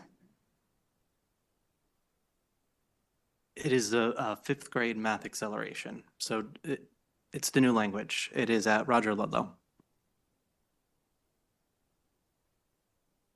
The teacher splits her time between Riverfield and Roger Ludlow as the FTE.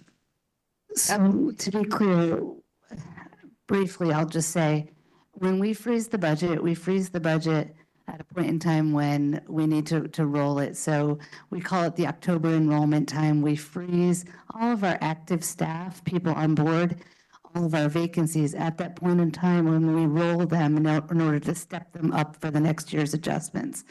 We did a little bit later this year because of the headcount changes that occurred that we've talked about through the budget process.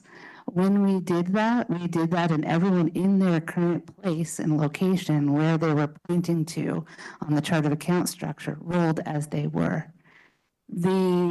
Subsequently, they were moved. So this group was corrected and adjusted, meaning the people, the FTEs here are correct. The dollars in the bottom line were correct, all the people were on board. They were in the wrong place in the budget because they moved after the budget froze. This is putting them into the right place where they currently report and sit, and that's making those adjustments. Okay, I'm going to start asking questions. Help me understand how a 0.8 at McKinley, we budgeted $62,000 this year. You're spending $69,000 next year, or estimated this year.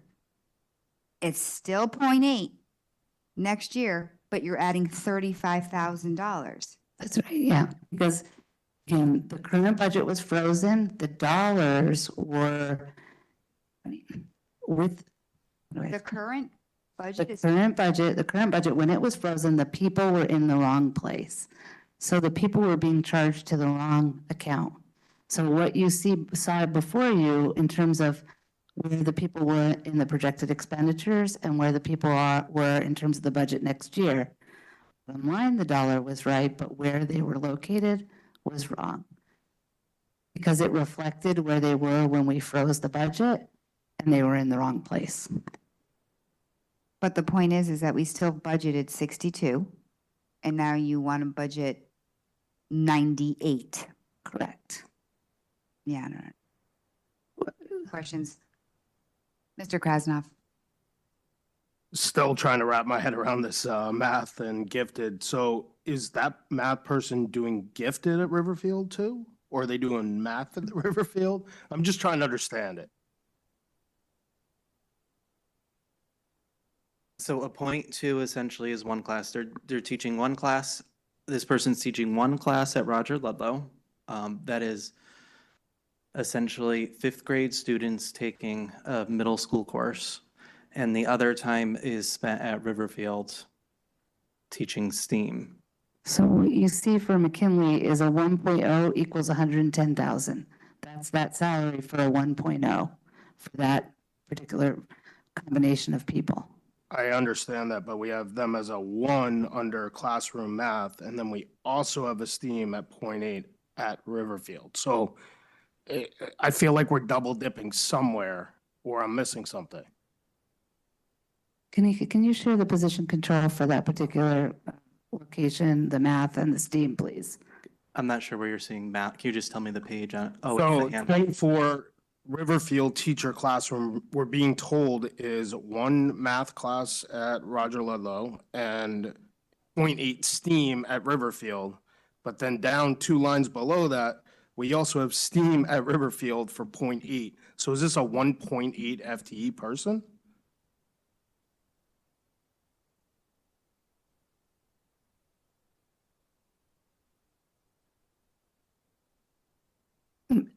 Yes, Kanika, please, can you come up and respond to that?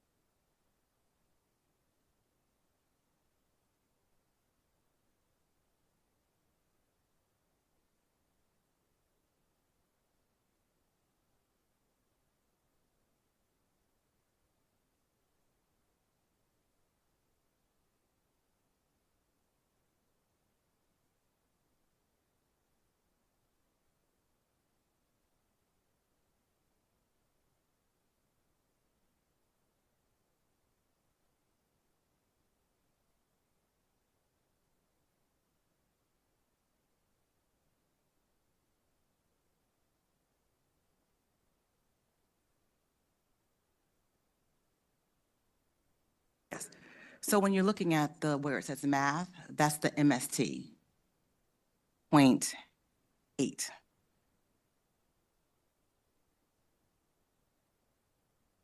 It seems like there's an extra position here, or I'm missing something. These are not in this classification, right? They're in support. They should be in support staff now.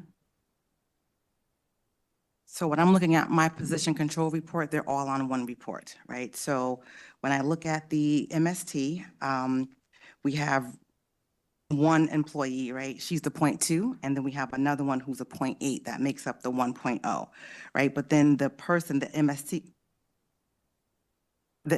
also has another 0.2, but it's in a different location on this report.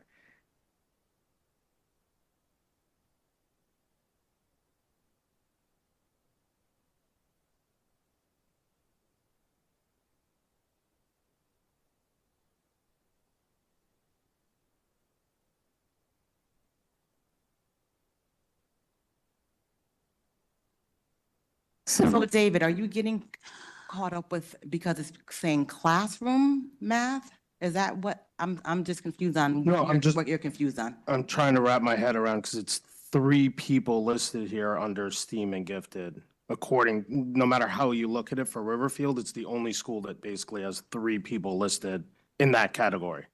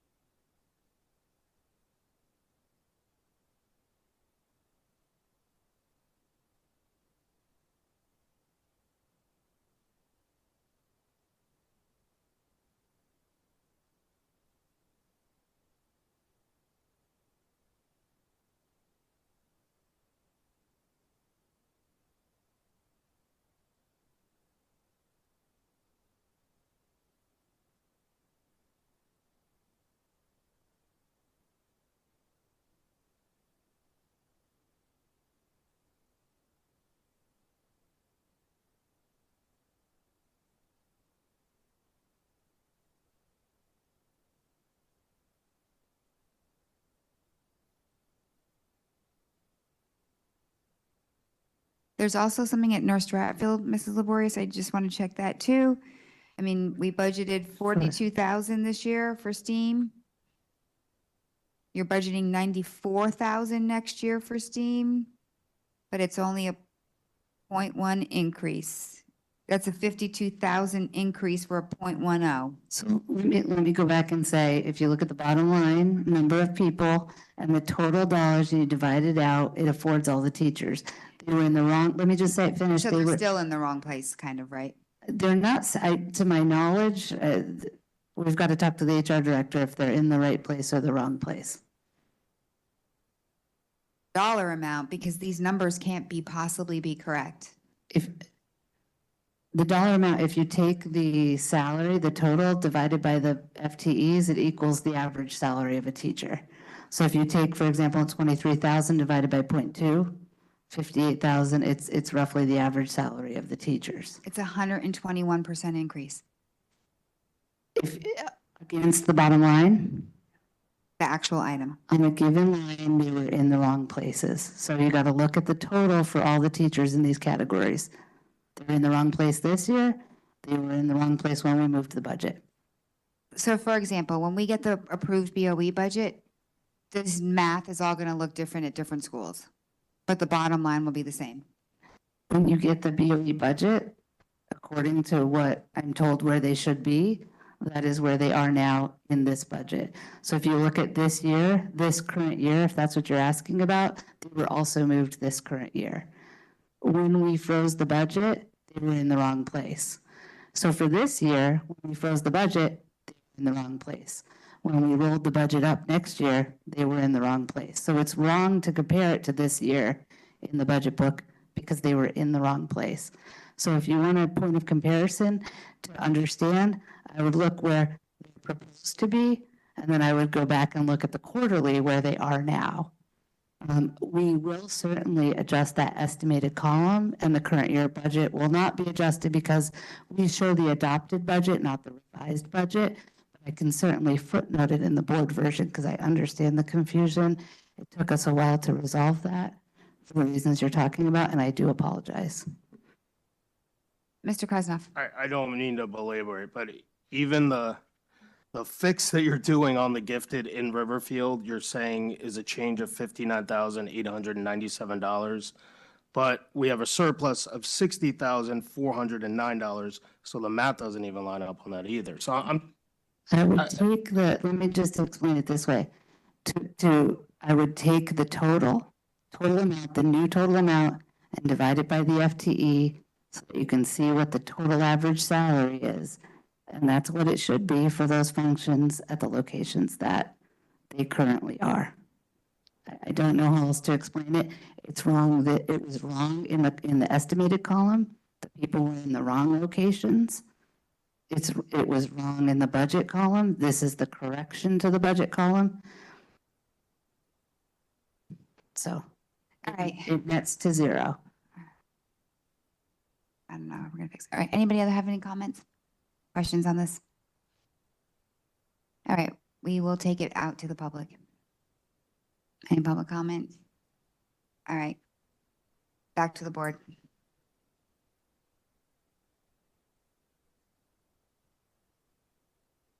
Motion passes unanimously. And you know what? If this gets in the next 6 months, because there's always a process in May, June where we reconcile things. So if this needs to be something that we look back at again at that time, then this can be something on our adjustment list at that time. And I'll be more than happy to provide more information. I appreciate it. Absolutely. Thank you so much. Okay. So drum roll. Mrs. Laborious, I just want to make sure you and I are aligned in terms of what passed and what didn't, so that we can give you a few moments if you need them. So I'm going to let you read out to me the numbers versus me saying them to you, that you have that as passed. Sure. So would you like me to start now? Sure. Okay. Item 1, superintendent summer Yeah, restoration. you don't have to read them, just let's go by number. You're all good. Oh, number 1, minus 65,000. Yep.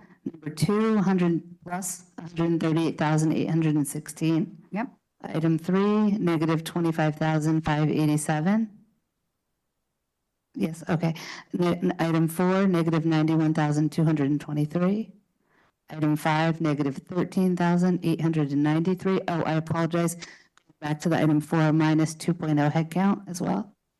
Item 5, minus 13,893, minus 0.5 headcount. Item 6, STEAM gifted net zero passed, but net zero. Item 7, rescinded for the playground. Item 8, positive 6,857. Item 9, 6,514, a plus 0.2. Item 10, rescinded. Item 11, zero impact, but passed. Item 12, failed, that's a no. Item 13, rescinded. Item 14, negative 50,000. Item 15, zero, failed. Item 16, negative 120,000. For a total, Didn't pass. oh, and item 17 did not pass, I apologize. We need a few moments to give us the final number. Or do you have it? I have it. Yeah. Ooh. So it's a negative $221,515.57. Wait, can you repeat that? Sure. Negative $221,516 all round. Okay, and then I just need, The new number and the percent.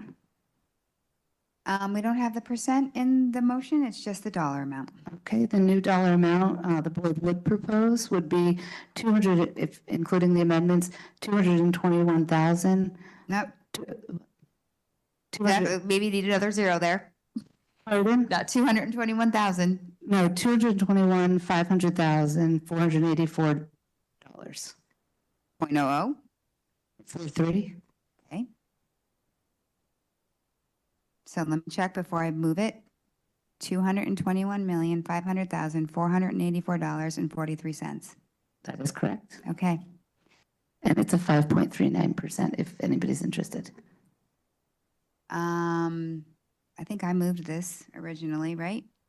So we're going to come back to this. And a minus 2.3 FTE. I apologize. Negative 2.3 FTE. Okay, we have done all the amendments in the motions. We are back to the main motion as amended. The Board of Education approve an operating budget for the 2024-2025 fiscal year in the amount of $221,500,484.43 as amended, as presented to be forwarded to the town of Fairfield. Any further discussion? Questions, clarifications? Out to the public? Any public comment? Back to the board? All in favor? Motion passes unanimously. Thank you.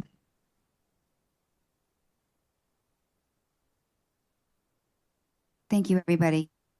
Thank you. Approval of minutes. That the Board of Education approve the January 9th, 2024 BOE regular meeting minutes. Can somebody make a motion, please? Mr. Asa, Mr. Lee, any discussion? All in favor? Passes unanimous. Wait, let me see these hands up. Minutes. Thank you. Motion passes unanimously. Superintendent's report. I'm going to be brief, but I do want to mention a couple of nice bright spots to end the meeting here tonight. Big congratulations to our own Lieutenant Wiltsey. Please join us in celebrating Fairfield School Safety Division Supervisor Jim Wiltsey on his promotion to lieutenant. Lieutenant Wiltsey was appointed supervisor of the Safety Division in 2022 as a sergeant, and he has been a member of the PD for 24 years, and it's been a great support to all of our schools and leading the SRO division. So congratulations to him. Just want to celebrate some of our Fairfield Public School artists outside of the ones we've celebrated earlier in the evening, about 4.5 hours ago.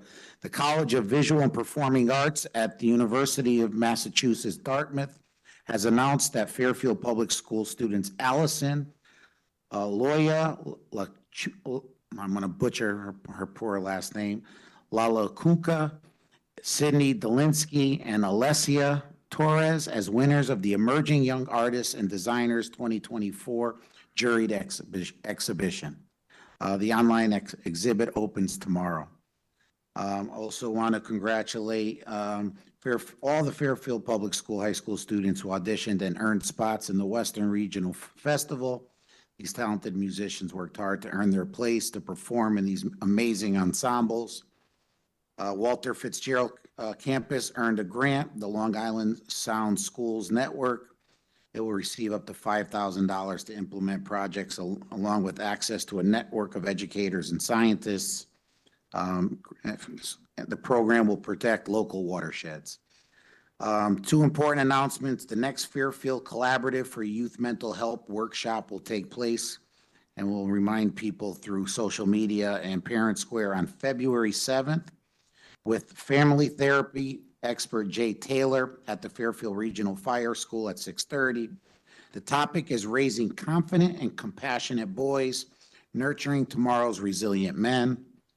And just a point of information for the board, we were notified from State Department of Education that we will be called to the March 6th, 2024 State Board of Education meeting to discuss racial imbalance. So stay tuned.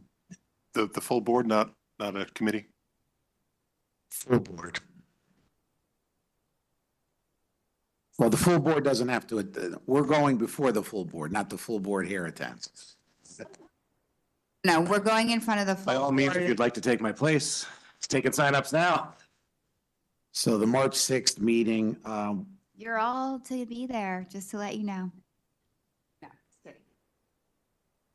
so stay tuned for more information regarding our visit. All right. Any committee or lead reports, Mr. Lee? Just real quick, the HVAC committee, they are moving forward. They're moving to the next steps. They're in the middle of getting bid processes moving shortly, and they're right on schedule. Mr. Asa? Two things. One, to clarify, Mr. Lee, that's the Indoor Air Quality Committee. It's been a long meeting. We can. So we gotta keep working on that. From a facilities standpoint, we had a good meeting last week, and we started talking about how our ed specs have been, and talking with the superintendent and executive director of operations, and Mr. Mancusi, as to what the needs are these days compared to what they were. So that's a continuing project for us. We want to do some work before that comes to the board. We also talked about tours for the committee, and then we extended it to the board members. So we had a tour of Holland Hill and Stratfield this morning. These are board member only tours because they're during school hours. So some additional board members were able to join us. And next week we will be touring same fashion, Dwight and Jennings. The chair has graciously taken the option for those who can't come during the day to have a subsequent chance later on to go on for an evening visit. That's it. Thank you, Mr. Asa, and I'll work with Mr. Testani to get some of those dates for the rest of the board members who can't make during the daytime. Mrs. Maxon-Kennelly. Just a quick report from Parks and Rec. This is especially for the public, quite frankly. Just a reminder that with the summer camps, that as always, that those are tentative sites based on the construction work or anything else that Fairfield Public Schools needs to do. So I just thought it was worth a reminder, again, to the public especially, about that sites. And then secondly, this is just a little inside information, and since most people don't pay attention to Parks and Rec agendas or what goes on at their meetings, you are officially some of the first to hear this news that Mombies on Mother's Day is hosting a 5K race, and it may have been hinted at that there's going to be a performance. Who knows what it will be? We don't know. But just saying that will be on Mother's Day. No, actually, it'll be on the Saturday down at Jennings Beach. So mark that on your calendars. Mr. Lee. Sorry, I forgot. SEPTA next is meeting finally next week, next Wednesday. And if you missed the budget meeting tonight, they'll be going over the SEPTA budget also. Very quickly, Special Projects Standing Building Committee held initial discussions about the scope of work for the Holland Hill roof replacement, roof repairs. As far as our quarterly meeting with the Board of Finance, to talk about the finance update that we had tonight, that's taking place not until February 20th.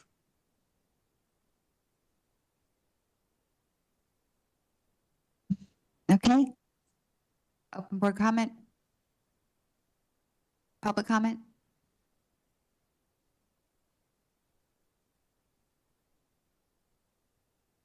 You get to keep us here. Mick McGarry, Fairfield Education Association. Just again, want to extend sincere thanks for the hard work done throughout this entire process by the board and from central office. This is extremely difficult, but it is also good to see the robust discussions from people who are sincerely trying to do their best to provide the best education possible for the community of Fairfield. So thank you very much. And it's not tomorrow. So well done. Thank you. Okay, any other public comment? All right, I will entertain a motion to adjourn, please. Mrs. Flynn, seconded by Mr. Lee. All in favor? Motion passes. Thank you very much, everyone, for all of your help during this process. Much appreciated at central office.